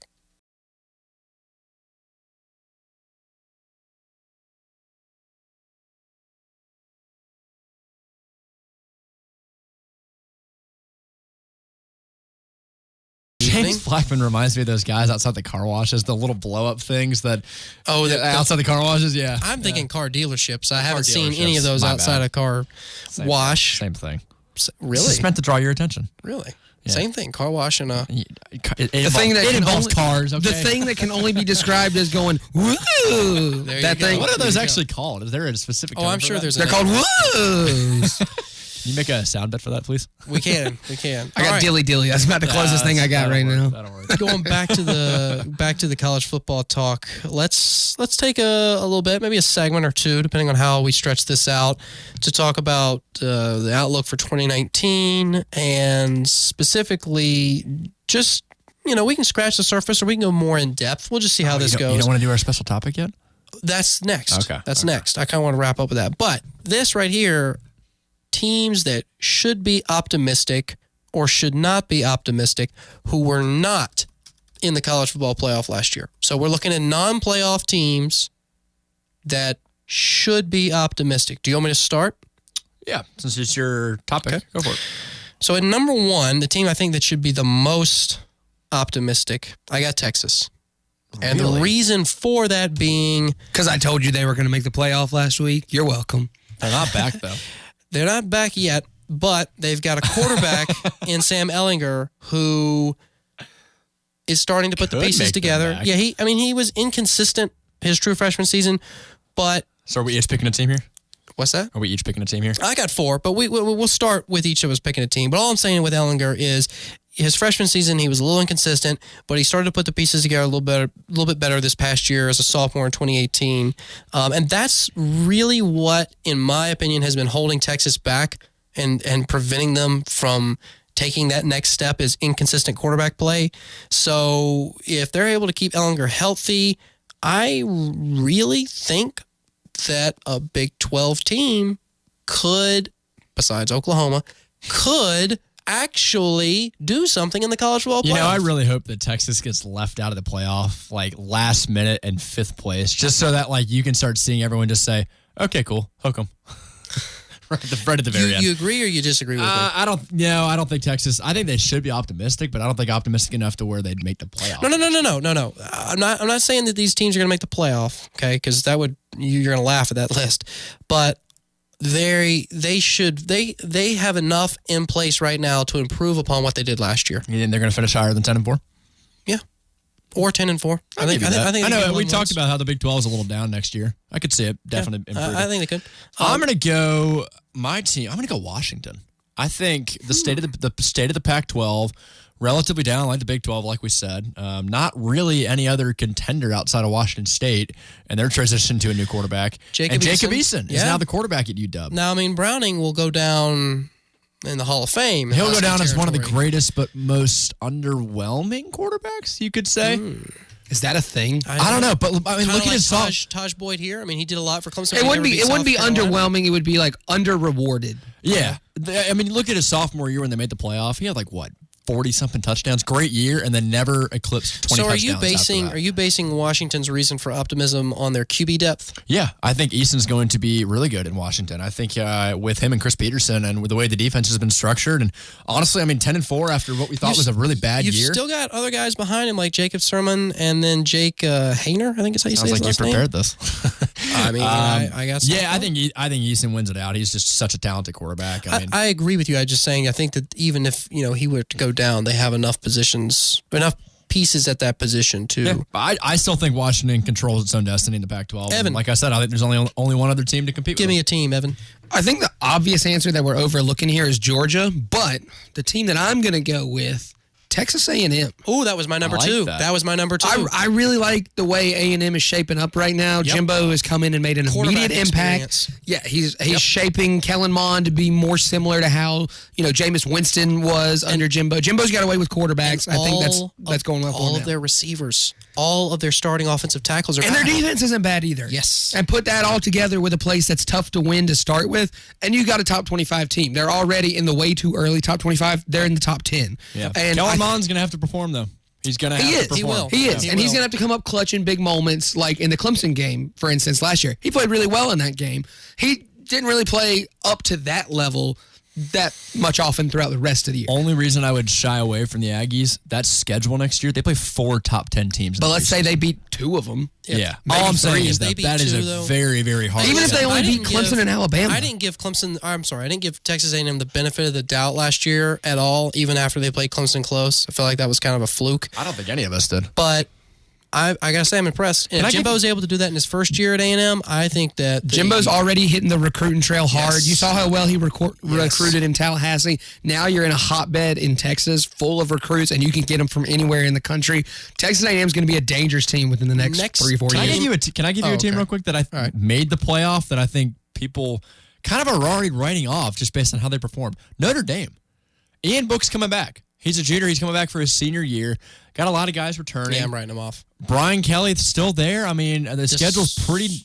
Does Brian Kelly still being there help them? Is that an asset? But I'm just saying, I think this year was different than we had in 2012, where they kind of fell off after that. Do you remember the stat that I threw out though last week about the fact that Notre Dame has been to 6 BCS or college football playoff games in the last, I think it's 1983, and they haven't won a single one. I think the reputation though around Notre Dame right now after that one game, they can't win the big game. They can't. Well, is that they can't get back, and I'm saying that's just not true. I think they have every way to get back. I'm talking, and again, this topic was specifically about teams not in the playoff this past year. I understand what you're saying. Yeah. I don't think it's going to happen, but we'll see. Speaking give Book a full season. Are we still not going to talk about Georgia, though? Well, I feel like the non-playoff team with the best chance to make the playoff next year has got to be Georgia. I don't think LSU? so. Joe Burrow's coming back. That doesn't help anything. Yeah. LSU to me is still going to be a team that caps at 10-3. I could see them winning one extra game. I could see them pushing Alabama to the brink. I see them not dropping that game against Florida. But all of Burrow's receivers last year were not upperclassmen. So now that he has experience in that key position, I think, again, we are not trying to say that these teams are locks for the playoff next year. That's not the purpose of this. All we're talking about is teams that weren't in the playoff this past year that should be optimistic looking forward to this coming fall. I'm saying that LSU should be able to because of Burrow and the receivers. I think other than the quarterback, they have the talent to do it. But I don't care what kind of experience you have. If you can't throw a football, you're not getting to the playoff. LSU has not had a throwing quarterback in a long time. In a long time. Now, someone that does now that I didn't think did 2 months ago, Florida. Felipe Franks showed great improvement the second half of the year. Mullins in his second year. His team finished 10-3. They dismantled Michigan. You want to talk about riding out in the sunset? I mean, they had some good wins. They beat LSU. That was a good win. Exactly. I think Florida's got a real good chance. If Georgia slips up, maybe loses a game they shouldn't, and then Florida beats them. It sounds like you're picking them for play? Are you saying they're going to improve, or are you saying playoff? What are we? 10-3, and it seemed like that kind of had a down year. It seemed like they could have done better with how they ended. I don't think they're going to get a playoff. We did get a text in from Jack talking about it because he's a big ND fan, saying that's kind of why I brought it they can't up. get back, and Brian Kelly will make sure that they don't. Book it, baby. So he actually mentioned Wisconsin. Any merit to that? No, Jonathan Taylor? absolutely not. I Absolutely not. didn't know him Did you personally. see the year Wisconsin just had? Yep. Yeah. They were 7-5. Guess They were who's not awful. going to be their quarterback next year, though? Alex Hornibrook. Well, that alone, would significantly help. addition by subtraction. If Wisconsin could learn to do anything besides run the ball, maybe. Because all they do is run the ball. Going back to Texas A&M real quick. I know, Jay, you mentioned their 4 top 10 opponents. Yeah, that's me. I mean, I know it's Clemson, Alabama. I didn't realize they have to play Georgia and LSU the last 2 weeks of the year. But A&M's schedule is brutal. I'm not sure they can get through that even 2-2. Go through their whole schedule real quick. A&M. Hold on, let me look it up real quick. Okay. Well, Bradley, while he's doing that, last team that I felt like had reason to be optimistic, Army. Yes, Army. absolutely. Dark horse. Not saying they're going to, Absolutely. playoff run or anything, but the Black Knights are going to be possibly a double-digit win team. And I'll give you one that I think, I'm not sure. I mean, they had a pretty decent year. Kind of a rough ending, especially against this team that you just brought up. The Houston Cougars. Dana Holgerson coming in has apparently, and this I'm just reading this right now, completely locked up the city of Houston. They are now doing complete mass recruiting in that entire city to try and get talent in there. And I mean, you really Holgerson's think a pretty though, decent coach. Well, yes, but do you really think that he can do it on his first year? Maybe not the first year. I think he's got a chance, especially in the group of 5. They could emerge. They've been a decent team for 3 or 4 years. I don't now. think he's going to contend with a team like UCF. If it comes down between, Houston and UCF to get like an at-large bid being the second best group of 5 team after being dismantled at the second half of the year. It's not going to get you a New Year's Six bowl. UCF's still going to get that nod 10 out of 10 Just watch times. out, though. Holgerson's there. Maybe a little bit. He's got that intrigue. city on Okay, lock. what's the schedule, Evan? All right, little win-loss here for our Aggies. Saturday, August 31st, home against the Texas State Bobcats. That should be a win. That should be a win, yes. Saturday, September the 7th, they bring themselves to us here at Memorial Stadium at Clemson. That's going to be a loss. Should be a loss. I think that'll be close. That'd be a close game. That'd be a good game. Should be a good game. The week after that, they've got... Game day, maybe? Game day? Probably so. Could be. I'm thinking game day. Second year in a row, why not? Yeah. Saturday, September the 14th, home against the Lamar. I'll let you guess what their mascot is. Lamar. Oh, boy. I'm not even going to tell you their colors. That might give it away. I know they're red. Yeah, okay. So I think Louisiana Monroe's the Ohio Warhawks. That's who I'm thinking of right now. Lamar. Oh, my gosh. I used to know this. What are they? I don't know. The Cardinals. Oh, home against the Lamar Cardinals. I knew it was red, yeah. Okay, so we're giving them a win. 2-1. All right, so they're 2-1. 2-1. The week after that, they're home against Auburn. Ooh, I'll give them a win there. 3-1. Home against Auburn. Yeah, at home, I think I give them a win. Week after that, they've got Arkansas at Jerry's World in Arlington. That's 4-1. Yeah, that'll only draw a crowd because it's in Jerry's World. Okay, so they're going into October with only a loss to Clemson, right? That's pretty good. Yep. They've got a bye the first week of October, and then October 12th, they're home against Alabama. I'm going to call that a win. Coming off a bye. I think that's a smart pick. pick. Call it a win. I think it could be. If Bama's not coming off a bye, and they are it doesn't matter. at home, Saban will already have that game plan. But that'll be a night game. But if they've already navigated that schedule and they're already 4-1 at that point, I think. it doesn't matter who they've played up to that point because yeah, but if they're struggling, then that could even change Clemson. things. I mean, I don't think they do it. I think that could be close. I think they split Alabama and Clemson. All right, week after that at Ole Miss. They should win that. That's a win. They'd be top 5. Now this will be the typical Texas A&M year though, because they'll beat Alabama and they'll get like first place. They'll get first place votes and then they'll completely fall apart. All right, so now we're into October 26th, home against Mississippi State. They'll win that. They'll win that. Yep. Home against UT San Antonio. That's a win. Should be a win. Their mascot is? Oh, I'd have rattled this one off. Roadrunners. Good call, Jay. I'll take should've team known that. mascots for 1,000, please, Alex. And then, so they're off again November the 9th. Then on the 16th, they're home against the Gamecocks. That's a big win. Oh, I would hope so. Yeah. And then 23rd. Don't even try to stop me. Yeah. November 23rd at Georgia. That's a loss. Ooh, that's a That's tough a loss. game. That's a loss. That's a loss. That's late. Between November the hedges. 30th, the other Death Valley at LSU. That's I'm also going to a say loss. they split I think they split both those. So you think against the 4 top 10 teams they have to play, they're going to go 2-2? I can see going 2-2. 1-3. I hope you're right. 1-3. I hope I'm right. I think they can beat LSU. No, it's on the road. Seven overtimes again, man? Wait. God, So hold bring on. it on, please. Hold on. Make it 8. So you listed out their schedule. They've got the 4 top 10 teams. Clemson's first road game. Alabama, that's At a home. home game. At Then you've Georgia. got Georgia, which is on the road, and then At you've got LSU. LSU, which is on the road. 3 road games, 1-3. I think they take at least one road game there. I don't know who it's going to be against. If that's assuming they beat Alabama, though. That's the thing. Yeah, dude, you're. The only problem is going to be if they play What's in Georgia. that water you're drinking right there? Come on now. I don't know. That's the WCCP people. The very next week they got to go at Death Valley. You really think they'll beat Alabama? Really? I think they got a chance. Yeah.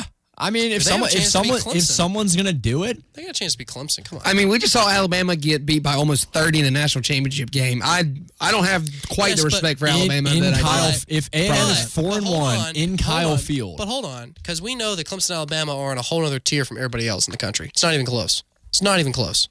And we've also talked about how Clemson's not actually 30 points better than Alabama. Oh, yeah, sure. Hey, but just look at the teams that have beaten Alabama in the past, though, mid-season. It's always a dual threat guy. Kellen Mond, dual threat, at home. Money Manziel. Money Manziel. A little replica of that. That would be I think they'll be a top 10 team at that huge point, though. win for Jimbo Fisher if he was able to do it. Oh, that'd be a second statement year. win. That Absolutely. would be Yeah. unbelievable. Yeah, he needs to have a good year this year because Mond's a junior. All right. Well, briefly, we got a couple minutes left in this segment before we got to cut to another break. Back to Georgia. I compiled a couple of teams that shouldn't be optimistic. And Evan, it's funny you mentioned Georgia. I don't think Georgia should be optimistic. Really? No. See, I agree. I think they've got the best shot from the outside looking in. They've got the most talent. They've got, the arguably talent the best is there, defense. but I I think the SEC is starting to catch them, bud. yeah, it's just the Florida's competition. coming up. man. I still think there's a gap Kentucky. there. Kentucky's now a player. I don't think with Benny Snell graduating, I don't think Kentucky poses a threat. Listen. They were 11-3 last year. They were a choked SEC championship loss to Alabama away from a college football playoff appearance, right? Yes, So down the stretch they crashed and So burned. for all intents and purposes, we could make a legitimate argument that Georgia was essentially the first team out of the college football playoff, more or less. At the time, yes. After the Texas game, I'll give you You that. look at their schedule, and yes, it does look favorable. I'll give you that. I mean, besides the Notre Dame game in September, I would say maybe Kentucky, but I don't think Kentucky's going to beat Georgia at Georgia. You have Florida, then you have at Auburn, then you have A&M, maybe Georgia Tech, but doubtful. So you're right. There's plenty. The schedule, looking at the schedule versus A&M's schedule, on paper, yes, but and that Notre Dame game's at home too. I just think they're losing I'll give too you much one. talent. This is a little bit of a stretch, but given the current situation with their coaching and their quarterbacks, the Ohio State Buckeyes, if Justin Fields does not get that transfer Are you waiver, talking about not looking not looking optimistic? good. Yeah, If Justin I Fields agree. does not get that transfer waiver, Tate Martell's gone. They have a freshman quarterback walking into the shoe first week with a new head coach. But on the flip side of that, you got to feel kind of good if you're Ohio State because you just won the Rose Bowl. You got a young, promising, up-and-coming coach who was just waiting in the wings under Urban Meyer for the last couple but of they have years. so many Yeah, but questions you got a on new coach defense. and I a know, quarterback. but you saw how well that worked out at Oklahoma. We thought they had some questions when Bob Stoops left. Yes, but that's a Big 12 team. The Big Ten and Ohio State's defensive question marks in the Big Ten, that's going to be problems. I think Ohio State's still easily the best team in the Big Ten. Baker there. Mayfield though on that roster though, like that's what Lincoln. Oh, and I'm Riley, not saying there is That's what one. Lincoln Riley inherited. No, but Lincoln Riley also didn't inherit any kind of defense. At least Ohio State has a whiff of one, Very you know. true. Yeah, but And I the still Big think- Ten, everyone plays defense. Yeah, but there's still a gap between Ohio I State agree. and the No, second best team in and the I Big think- Ten. and I think this is Michigan's why- not getting the job done. I think this Penn is why State's if not getting Jim the job Harbaugh done. doesn't get the job done this year at Michigan, red flags. Michigan is another team that I had on the list just because, we have ad nauseum talked about Michigan and the fact that they're just kind of running in place. Real quick, though, one last team I had that shouldn't be looking forward to next year is Missouri. Oh, yeah. Well, with that postseason Well, with ban, the I postseason wouldn't ban, be no looking one forward should to be it excited either. about that exactly. Yeah. Right. So that's now, unfortunate. Kelly transferred there, and they're kind of in limbo. Oh, here's a team that could look ahead to next year, not for any playoff implications, but just for fun. Kansas. With Les Miles coming UNC. in. Football's about to be fun in Lawrence again. Yeah. I'm looking forward to that. That'd be fun. That'd be a good storyline throughout the season just to see how they do. I don't know. I mean, like I said, we're not necessarily saying that these teams are playoff bound or not playoff bound, but Yeah, and real quick, while you're on that, who do you think has a better year this year? Les Miles or Matt Brown? Les Miles. Les Miles. Yeah. Les Miles. I'll go Mac Brown. I Really? think of the Well, coastal. let me take that back. I think Mac Brown will have the better year. I think Les Miles will have the better tenure at his current I can school. give you that. He's younger, I believe, right? Les Miles than Yeah, Mac. Les Because Mac Miles. Brown's 67. Yeah, Mac Brown is in his upper 60s. Yeah. So, all right, got to cut to another break. What are we talking about when we come back? The surprise segment of the evening. Bradley segment. What coaches, past or present, would you want to sit down and have dinner with? And which ones would you not want to have dinner with and why? That should be an interesting discussion, and that is up next. Are you ready to go all in on a car? Granger Nissan knows what car will fit you and your family because they are a leader in the market with competitive inventory. They have everything for everyone.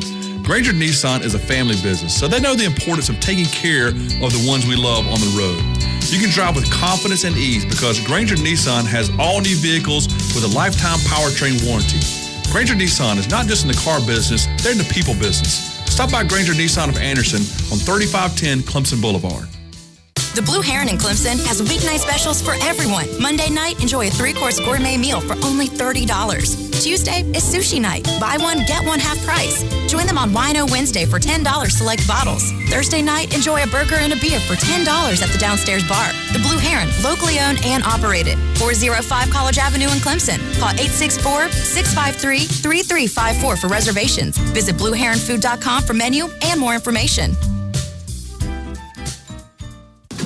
Relax, Tiger Town. Founders Federal Credit Union is in Clemson. Our full-service office is located on Old Greenville Highway, next to Walmart Neighborhood Market, just 2 miles from campus. And with 4 on-campus ATMs, Founders is the only financial institution you need in Clemson. Visit RelaxJoinFounders.com to see if you qualify for membership. That's RelaxFounders.com. Go Tigers! Founders Federal Credit Union is federally insured by NCUA and a proud partner of the Clemson Tigers. You have cracks in your driveway, sidewalk, or settling pool decks? Why tear it out when you can lift it? Canty Foundation Specialists can raise concrete slabs back to its original position using our patented polylevel process. Call Canty today at 864-475-1671. Don't replace it, raise it. 475-1671 or visit us at cantyfoundationsc.com. The new year is here, and the Mattress Outlet in Seneca is starting the year with huge clearance on mattresses in all sizes. Save up to an additional 10 to 60% on our already low pricing, and you still receive a free foundation with select mattress purchases or upgrade to an adjustable base. Start your New Year's right with a new Beauty Rest or Serta mattress today.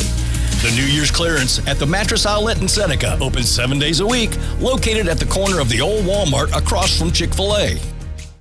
Craving some local nightlife fun? Visit Pub Blue Tuesday through Saturday, 4 p.m. to 11 for live music, pool tables, darts, 20 craft beers on draft, and gourmet pub foods like fresh ground gourmet burgers, duck wings, and elevated sandwiches. Visit BlueMarbleDeli.com for more information and check them out on the Untapped app for a list of current available beers. Blue Marble Deli and Pub Blue, 864-280-6717, 286 Market Street in Seneca next to Los Amigos. You haven't tasted fresh like this. National Signing Day is February 6th, and we've got you covered. Join the Mickey Plyler Show, as well as Road Rage, their normal times live from George Coleman Ford in Travelers Rest. We will break down all the local schools as well as the nation's top recruits. We'll see you there.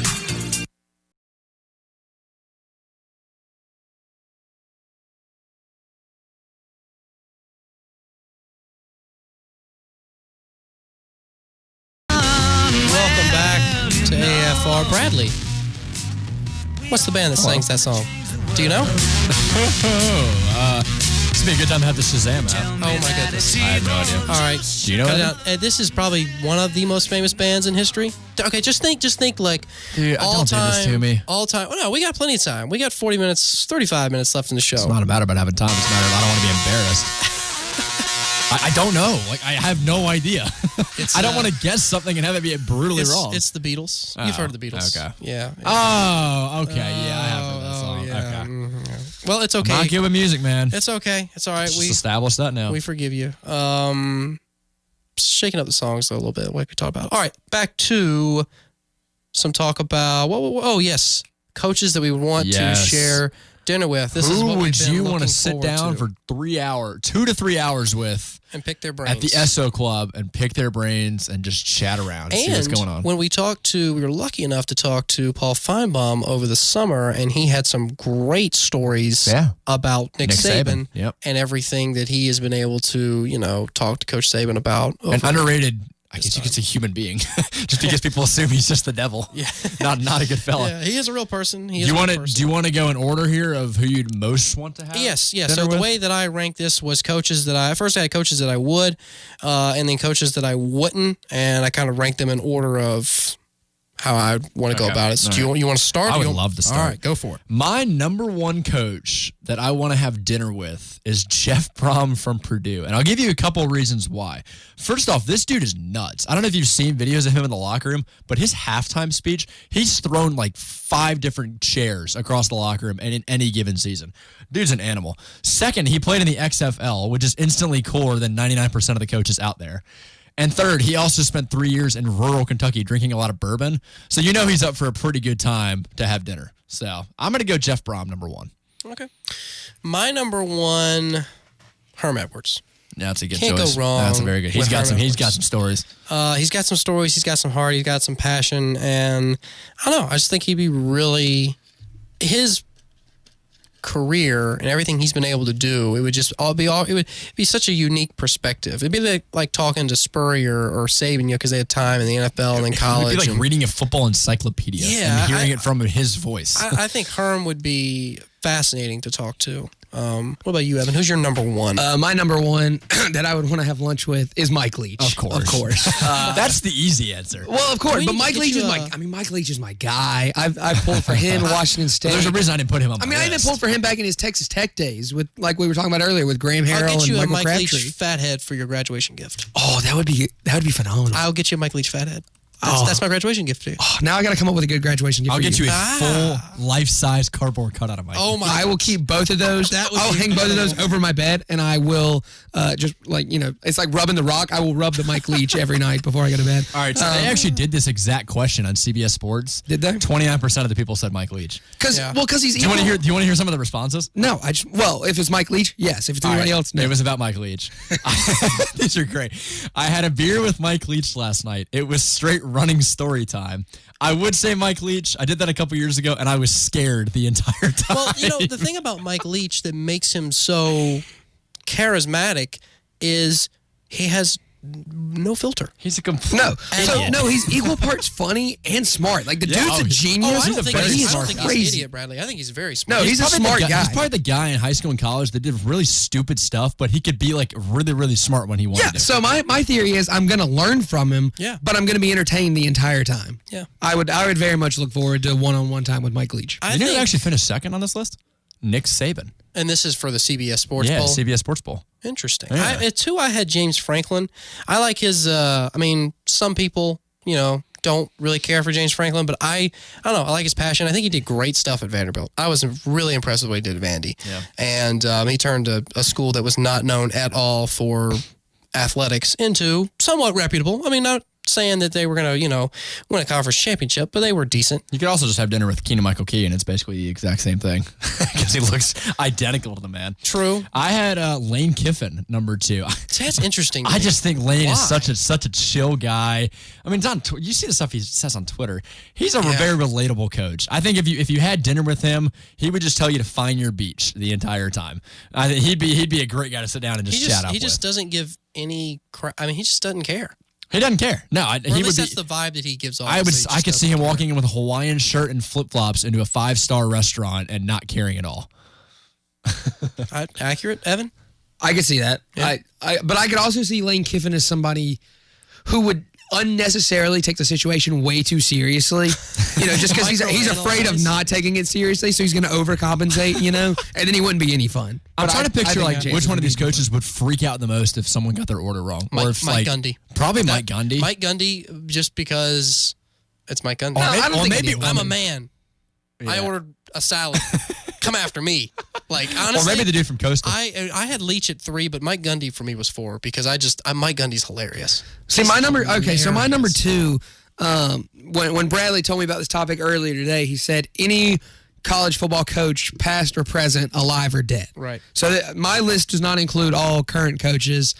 So my number 2 is Cliff Kingsbury. I like that one. He's a chill fella. Yeah, now, of course, head coach with the Arizona Cardinals, but he is just West Coast personified. He's a young, good-looking dude, and he's just cool. I mean, you see him on the sidelines. He's wearing Ray-Ban sunglasses. He never looks overly stressed out, and he's always just, there just to seem to have a good time. But you also got to figure he's wise beyond his years. A guy that young, offensive guru. coaching at the highest level, he's got to be smart, and his offense is crazy. I think talking, just offensive game plan with him, or even just swapping stories, I think he'd be just a really cool guy. It'd be a really casual lunch. It'd be a lot of fun. He was actually the offense coordinator for Johnny Football, interesting enough. What about a wild card from each of us? My wild card would probably be Dino Babers from Syracuse. He's my favorite coach in the entire country. That's my wild card. I love Dino Babers. Dino Babers is awesome. He's great. Yeah, interviewing him over the summer was phenomenal. And Steve Adazio, another ACC coach up north. Boring. Adazio is a very boring guy. No, yeah, he's a very hardcore guy. Boring? You know who's boring in the ACC? Paul Johnson. That was an easy one. He's on my next list. I'm assuming we're getting to that next. So no love for There'd Dino be Babers? no words. I like Dino Babers. I love Dino. I like Dino. He's a great family. I think that's a really solid choice. That's right. He's a great family guy. Yeah, I don't know. Adazio just seems kind of uptight, little bit worked up at times. I feel like he would just get a little bit under your skin. Dino and Dabo. That's I had Ed Orgeron, number 3. I think if you gave that man a few beers, he'd probably even sound more normal. You could probably even understand him.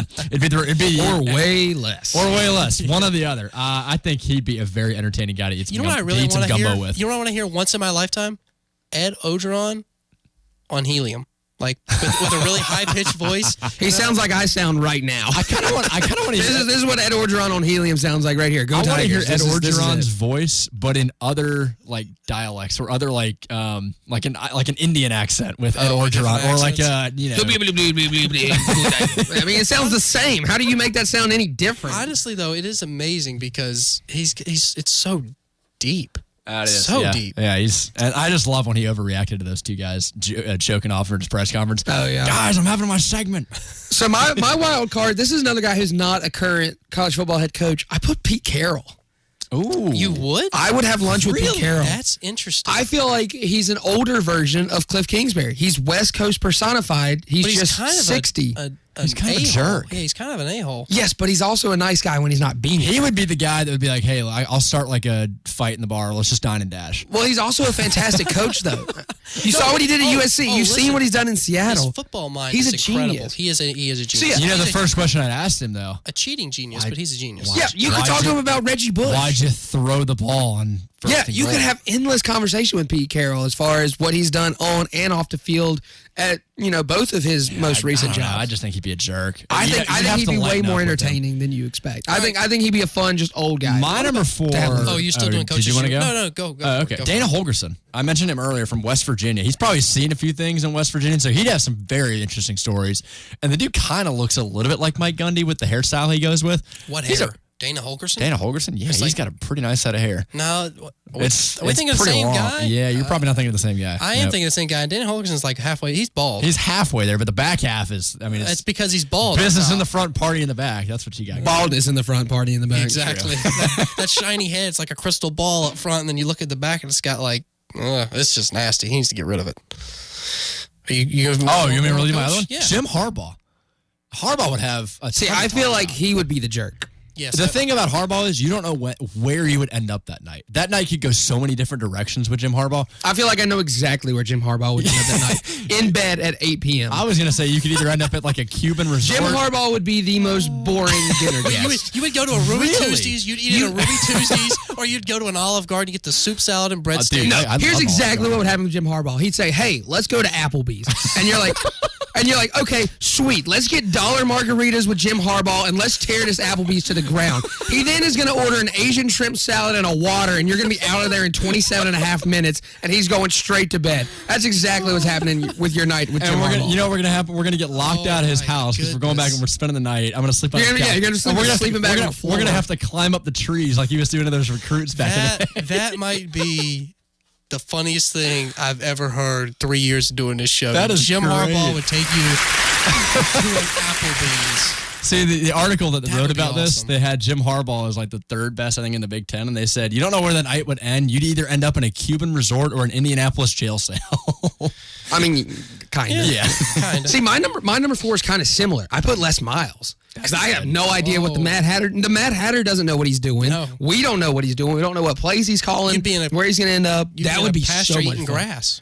Yeah, especially now that he's in Lawrence, Kansas. He would be eating grass. Or you just sit on the top of a gas station with the college football playoff. But think how cool he would be. Think of the stories he would have to tell. Oh, yeah. Being in Baton Rouge man. for that many years and the amount of talented players that he's Dude, coached. Les Miles. Have you ever seen him clap, first off? He claps like with his fingers. He'd be the guy to clap when the airplane lands. And maybe he will. Maybe after our night of fun, we take a plane somewhere. The more I'm thinking about this now, one coach in particular who's not coaching anymore, but Bobby Bowden. I think Bobby Bowden would be fascinating. I mean, any of those old guys. He's like on my other list. Bear Bryant. Really? I mean, You wouldn't want to sit down and talk to him? All right, well, let's get to that now because we have. Wait, hold on. My number 5. Oh, 5. I wanted to surprise you. I told you what my other 4 were before the show, but my number 5 coach that I would have lunch with is actually, like you said, Bradley, Nick Saban. Yeah. Just to do it. He's a wealth of knowledge, and he's arguably the best college football coach of all time. If I had the opportunity to have lunch with him, you best believe I am moving mountains to have lunch According to with that man. Feinbaum, you'd have a McDonald's salad. Yeah. And I'm fine with that. Yeah. If I'm in Nick Saban's office, I'll eat whatever he puts in front of me. That's a presidential meal at this point, really. A McDonald's salad. I am dining like a national champion with Nick Saban right there. I'd order the filet of fish. What 5 would you not want to have dinner with? Am I going to start this off? You can go for All it. right, Yeah. start off 5 that I wouldn't want to have. Number 1. Make it count. Dave Doran, NC That'd be State. so boring.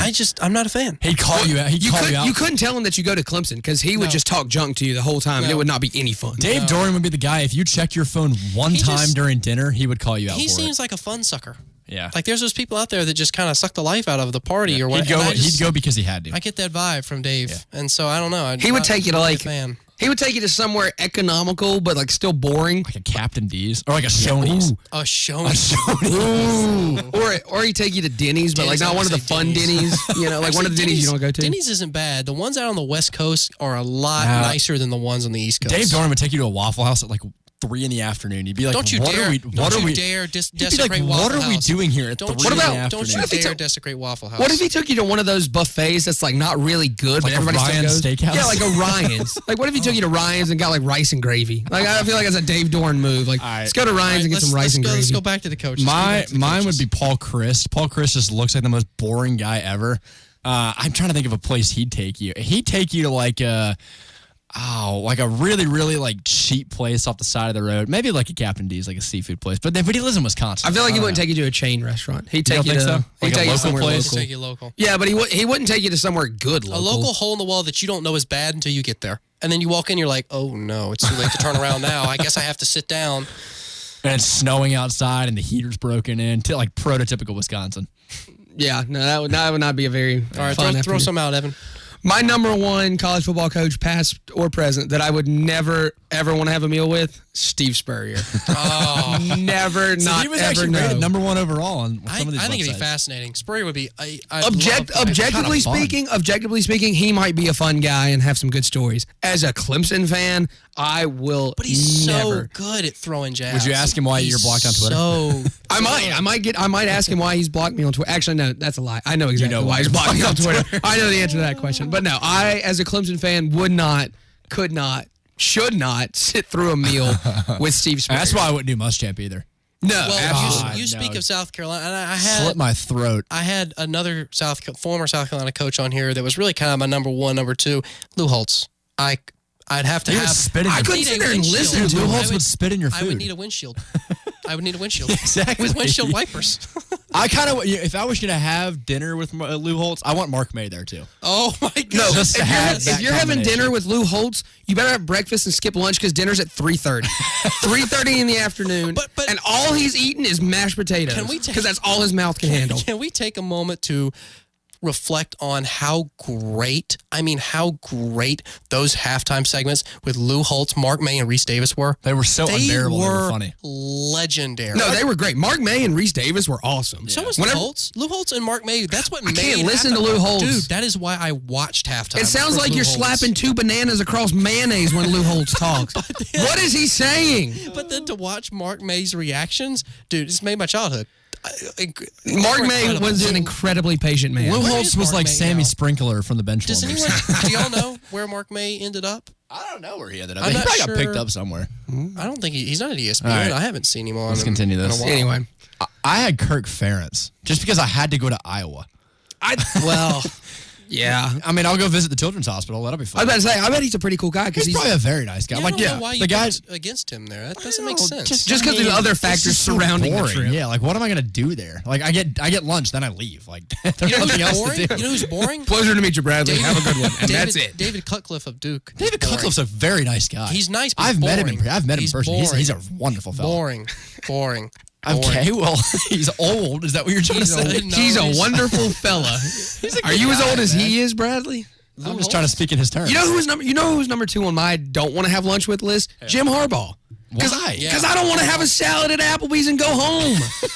Harbaugh would be funny though, man. No, I don't think he would. I think it'd be entertaining. I think if I cracked one joke about him not beating Ohio State, he's leaving Well, and the thing leaving the is, check with me. It's either going to go really poorly or really well, and I'm willing to take a chance that I think it'll go. See, really well. I don't trust myself enough to not make a joke about him not being able to beat Ohio State. Margaritas. I need a lot of them. Yeah, no kidding. I could do it, but I wouldn't want to. Interesting conversation. Hey, if you got a coach that you'd want to eat lunch with or you would want to eat lunch with, tweet it at us, text in, at After Review Show. That's us on Twitter. Got a couple replies throughout the course of tonight's show, so we always appreciate you hitting us up on social media. Would you say there's a big difference between having lunch with somebody and having dinner with somebody? Absolutely. That's a long. I think so too. That's a 3-hour. I think it's a big difference. Eating a meal. I think it's a huge difference because you got the nightlife to go with it. You've got more time spent with the guy. So you're expecting like. I want to. Yeah, that's only if you have a fun time though. Dude, if I'm going to New Orleans with Ed Orgeron, I'm having a fun time. Well, yeah, but if I go to Ann Arbor with Jim Harbaugh, it's going to be freezing cold, and we're not going to go where I want to That's go. why I picked Paul Chris. I tell you, we may have to do some Twitter polls after the show and get a feel for what everybody else out there thinks. I've still got 3 more on my list. Do y'all still have 3? Well, we got cut to a break, and then I guess we can do it when we come back. All Probably right, smart. that's up next. National Signing Day is February 6th, and we've got you covered. Join the Mickey Plowler Show as well as Road Race, their normal times live from George Coleman Ford in Travelers Rest. We will break down all the local schools as well as the nation's top recruits. We'll see you there. Liberty Mutual Insurance knows you're focusing on the road right now, so we'll just describe our new online banner ads to you. They're bright, welcoming, and clickable, with a perfectly stacked headline that reads, Liberty Mutual customizes your auto insurance so you only pay for what you need. You'll find yourself drinking in this banner ad for minutes on end and wondering about your own insurance choices. Go to libertymutual.com for a customized quote and you could save. Liberty, liberty, liberty, liberty. Coverage is underwritten by Liberty Mutual Insurance Company and affiliates, equal housing insurer. Samantha Porter, environmental educator, ready to encourage you. Pizza boxes, shipping and packaging boxes, appliance boxes are all examples of cardboard that is easy to recycle. Did you know that every school in Anderson County recycles their cardboard? And you can too. Did you know that cardboard generates the most recycling dollars, which allows our convenience centers to remain open and free to our residents? Anderson County Solid Waste is here to serve and help. 260-1001. It's Dabo again. One of the fastest growing crimes these days is package theft. We're all ordering more online, and a stack of boxes on your front porch can be quite the temptation. Priority One Security provides the protection you need with their video doorbell system. You can record any movement or answer the door from your smartphone no matter where you are. Priority One. Trust in us. See us on the web at PriorityOneSecurity.com. That's priority, the number 1, security.com. 888-407-SAFE. It happens every time. When a hailstorm hits, there's an increase of people who want to take your money for roof repairs. Problem is, many of them are just trying to take advantage of you and don't really know what they're doing. Gilstrap Roofing has been around for decades. Trust Gilstrap Roofing to handle the repairs and deal with the insurance. Just because someone knocks on your door with a card that says they're a roofer doesn't mean they'll do quality work at a reasonable price. Call Gilstrap Roofing, 269-1232. Engineered Sleep is setting the bar high when it comes to President's Day. They're running a massive sale that begins on February 11th and goes until February 18th.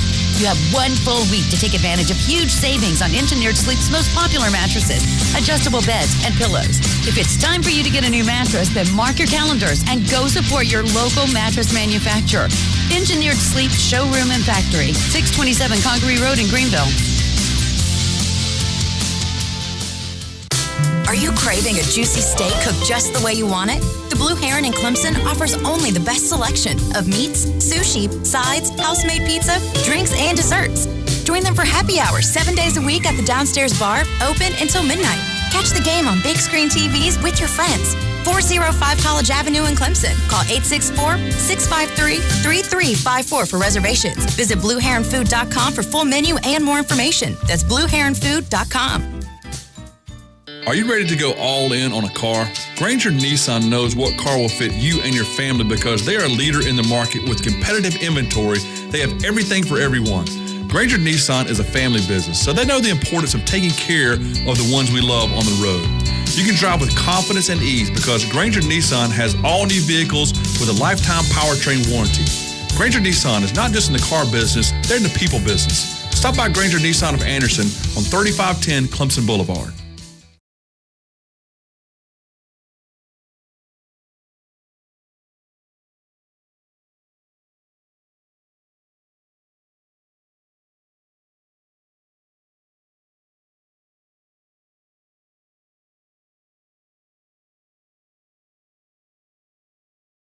Appreciate you tuning in, spending a couple hours with us. Jay Smith, Bradley Kendall, and Evan McDowell. One final segment for you this evening. Got a few minutes left. We're talking before we cut to break about some coaches that we'd want to have a meal with, dinner. Bradley was thinking, show like the whole 9 yards. Had some interesting responses. Did get a couple text in from Jack McLaughlin. He was saying that Woody Hayes He'd just punch you in the mouth. An interesting. I guess if you didn't show up in a Clemson jersey, you might be safe. But I'm sure it would be entertaining. Entertaining, yeah, to say the least. PJ Fleck, that's one I got. See, I think he'd be good. I don't know, man. PJ Fleck he's like Sean McVay. He's just a complete motor, and I feel like if you click the wrong button on him, he's gonna flip. Yeah, like both of those guys are intense, but they're also both capable of having. Yeah, I feel like if the food didn't come out in like 10 minutes, they'd walk all the way to the back and like demand the manager. I feel like the experience that you would have with PJ Fleck or Sean McVay would be similar to the experience that you would have with Lou Holtz, and that you would go to a very like old person type restaurant at like 5 or 5:30 in the afternoon, but you'd have a much more fun time. I don't know. I feel like if I'm going to Minnesota to hang out with PJ Fleck, I feel like he's going to take me to a pretty decent place. He might take you ice fishing. Yeah, go catch your own dinner. I'm thinking that I'm really surprised nobody has mentioned yet. David Shaw, Stanford. Yeah, I would not. I would not. Really? Really? Oh, he's so just stone-faced. He's really smart, though. I think actually, he's a genius. Let down that whole facade of being serious. I think he actually is a pretty good. I feel like I'm sure he's a super nice guy. Yeah. And he and Dabo are good friends, so I know he's a good guy. Shaw's a guy you could get very comfortable I thought with. David Shaw would be a really good one. I just don't think I could do it. Interesting. I feel like he wouldn't be super talkative. Like there would just be awkward periods of silence where we're just both looking down at our plate of food and neither one of us really knows what to say. And so we would just awkwardly come up with how's small the talk. weather out here? Yeah, exactly. That's the vibe I would have gotten from somebody like Gary Patterson at TCU. What about Charlie Strong? Oh.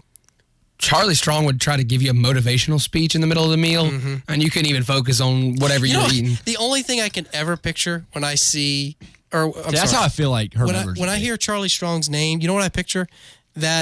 How bald he is? I picture the dude from The Longest Yard. It's when who did they lose to? And ESPN or Bleacher Report came out with that article. It was like, oh, Charlie. They lost to Kansas. And that's who it was. And it was just a shot of like his jaw dropping. Oh yeah. I think it would have been Kansas. I think Lincoln Riley would be a very fun Lincoln guy Riley would be to fun with. Yeah, you're sticking Big 12. I'm sticking Big. All the Big 12 coaches are all what about Gary very Patterson? interesting. I said Gary Patterson a minute ago. I think he'd be kind of nifty. I feel like Patterson would be kind of boring like David Shaw. See, I feel like he's been there for so long and has so much experience that you could just ask him to tell stories about He'd be like Andy Dalton. He'd be like a Chip Kelly. Yeah, I think he'd be similar to Chip Kelly. Chip Kelly, I think, has a little bit of an air to him. Yes. But for no real reason. But you made one national championship and lost, bro. Get out of here. He just kind of comes across. Your offense doesn't work in the NFL. Like, stop. You're at UCLA. I don't want to hear it. Pretentious. And I'm going to stick Big 12 again. Tom Herman, I feel like would be a complete jerk. Really? He would be the middle-aged mom that would, like I said, would walk up to the waiter and be like, I want to see a manager. He would take you to a really nice restaurant, though. A Longhorn Steakhouse. Yeah, but I also feel like Tom Herman would be that kind of guy from The Office, though, that'd be on like a ship, like a cruise, eating dinner, and would like getting like a bar fight or something like that. No, I don't think he would get No. Well, actually, maybe. You never know. Bring up the wrong topic. If past experience serves anything. I think Fuente from Virginia Tech would actually be. He's a pretty smart guy. He's kind of like Justin Wilcox in California. Conversation. Ryan Day? New guy? You're throwing out everybody. Yeah, I'm just curious. Ryan Day, to me, is the human embodiment of a pancake, and I don't want to have a meal with a pancake. So Ryan Day can stay in the shadow of Urban Meyer for I all don't know care. Ryan Day enough to be able to judge him like that. Google a picture of him right now and tell me it doesn't look like a pancake. Also, one that I definitely would not want to have any meal with, breakfast, lunch, dinner, a snack, midnight snack, I don't care, Brian Kelly. I would never. I wouldn't want to be seen in public with Brian Kelly. I don't care if it's a Walmart in Indiana. I don't want to be anywhere. Ryan Day looks like he dyes his eyebrows because they're extremely dark. Doesn't he look like a pancake, though? I don't know about a pancake. Yes, he does. Look at, is it a whole body picture? Are we talking? Wait. Are we talking? Because this is very important. Are we talking an IHOP pancake, a Cracker Barrel pancake, a Waffle House pancake, or a Denny's pancake? What kind of pancake are we talking about? Did you just say a Waffle House pancake? Have you never had a Waffle House pancake? I don't go to Waffle House to get pancakes. I'm sorry. This is true, but it's not called Pancake House. That's the point. I go to the International House of Pancakes to get my pancakes. I'm thinking it's more like a homemade pancake, and one side gets way more done than the other one. He's the other one. He's the not done side. He's the really white side. Like you burn the first side, so you flip it over, and you're like, I don't want to burn the second side of the pancake. So you leave it on for like 17 seconds, and you take it off, and then it's just not good. He's like a piece of core pizza. He is not a good. Bradley, he is not a good pancake. Bradley, you mentioned this guy at the beginning, or actually maybe before we went on air, and I was kind of surprised by it. Mark D'Antonio. Dude, D'Antonio would be a complete jerk. D'Antonio would never smile. No, he would never smile. You could compliment every single part of his life, and he'd look at you and still find some way to be mad at you. Kind of reminds me of you, actually. I feel like you'd be sitting there just very quietly with Mark D'Antonio, and he's like, very delicately cutting his hamburger steak, and you're eating your sandwich, whatever, and you just go, so how about Alabama? And then there's no words exchanged. Mark for the rest of the D'Antonio meal. reminds me of the midget guy from Elf. And if you say he's an angry elf, he looks kind of like him, too. He flip out. Yeah, he kind of does. I put Bobby Bowden on my list of people I wouldn't want to have a meal with. Interesting, because I don't know. I would. Any of those all-timers like Bear Bryant, I would love to sit down. When I say I don't want to have a meal with him, if I was given the opportunity, I absolutely would. But if I had to choose, I would choose to not to. I don't know. I mean, I think. But I also grew up hating Florida State. I think Bobby Bowden has so many good stories. It'd be interesting. He's just he seems like about a nice it guy. all. He just seems very, and Tommy was the same way, even though Tommy didn't enjoy as much success as his father. Very relaxed, not uptight. Bobby Bowden, and he didn't win as many championships as like Nick Saban, but he always just had more of a Dabo kind of mentality than a Nick Saban mentality. Does that make sense? Yeah. I guess so. You know what would be really cool? You know what would be really fun about having a meal with Bobby Bowden? Swapping stories about Tommy Bowden and comparing how much you don't like Tommy Bowden. Talking about how much he's better than Tommy Bowden. Yeah. I bet Tommy and Bobby's like, dude, I don't want to talk about it. What about Dan Mullen? He'd be cool. That'd be pretty cool. Yeah. He'd be fun. Now, if I'm going to dinner with Jim McElwain, we're not going to a seafood place. We're not going out for seafood. I'm not going out with Jim McElwain. Sure. Until he gets his haircut. Going to dinner, and I know this is completely not realistic at all, but going to dinner with a guy like John Heisman, but having the present day knowledge of what college football is and talking about what college football is today to guys back in like the early 1900s. You're saying instead of going in the time machine, you're bringing John Heisman through the time machine? Through the time machine to You are going to present day. confuse the ever-loving heck out of that man. He's not going to have any idea. He's not going to know what the shotgun is. Are you kidding me? I'm just curious what college football would be like talk from his age compared to ours. He would have no idea. They didn't pass the ball back then. It was just all. You could show him the Heisman Trophy. He'd be like, oh, dope. Like, hey, that's me. When did they start? The Heisman Trophy started in what, 34? I think it was 34. We talked about this. I'll take 35 just to go in the middle. Just for fun. What about Kevin Sumlin or Chad Morris? Chad Morris over Kevin Sumlin, but I would have lunch with both of them. Or dinner. I put Paul Johnson. I put Paul Johnson at the end of my would not have a meal with. What did y'all guess for the Heisman? 35. Just because you got it right. 35. I said 36. Can you name who it was? No. He went to Chicago. It's a pretty well-known name, actually. I used to know. The only name I can come up with is Paul Hornung, and I know that's not right. No. I can't remember off the top of my head right now. Jay Berwanger. I thought it was a J. And you know who was the fourth one? Was the Davey O'Brien. The Davey O'Brien. Yeah, who's named after the Davey O'Brien. I just like the way you said that. Okay, we got a few minutes left. So let's do this because we haven't talked about Dabo.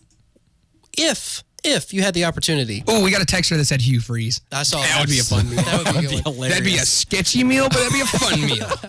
We're eating that in the back alley. Probably a Waffle House. Where would you take Dabo and Clemson? If you could take Dabo to where eat? would I take Where Dabo are you and taking Clemson? Dabo Swinney to eat in Clemson?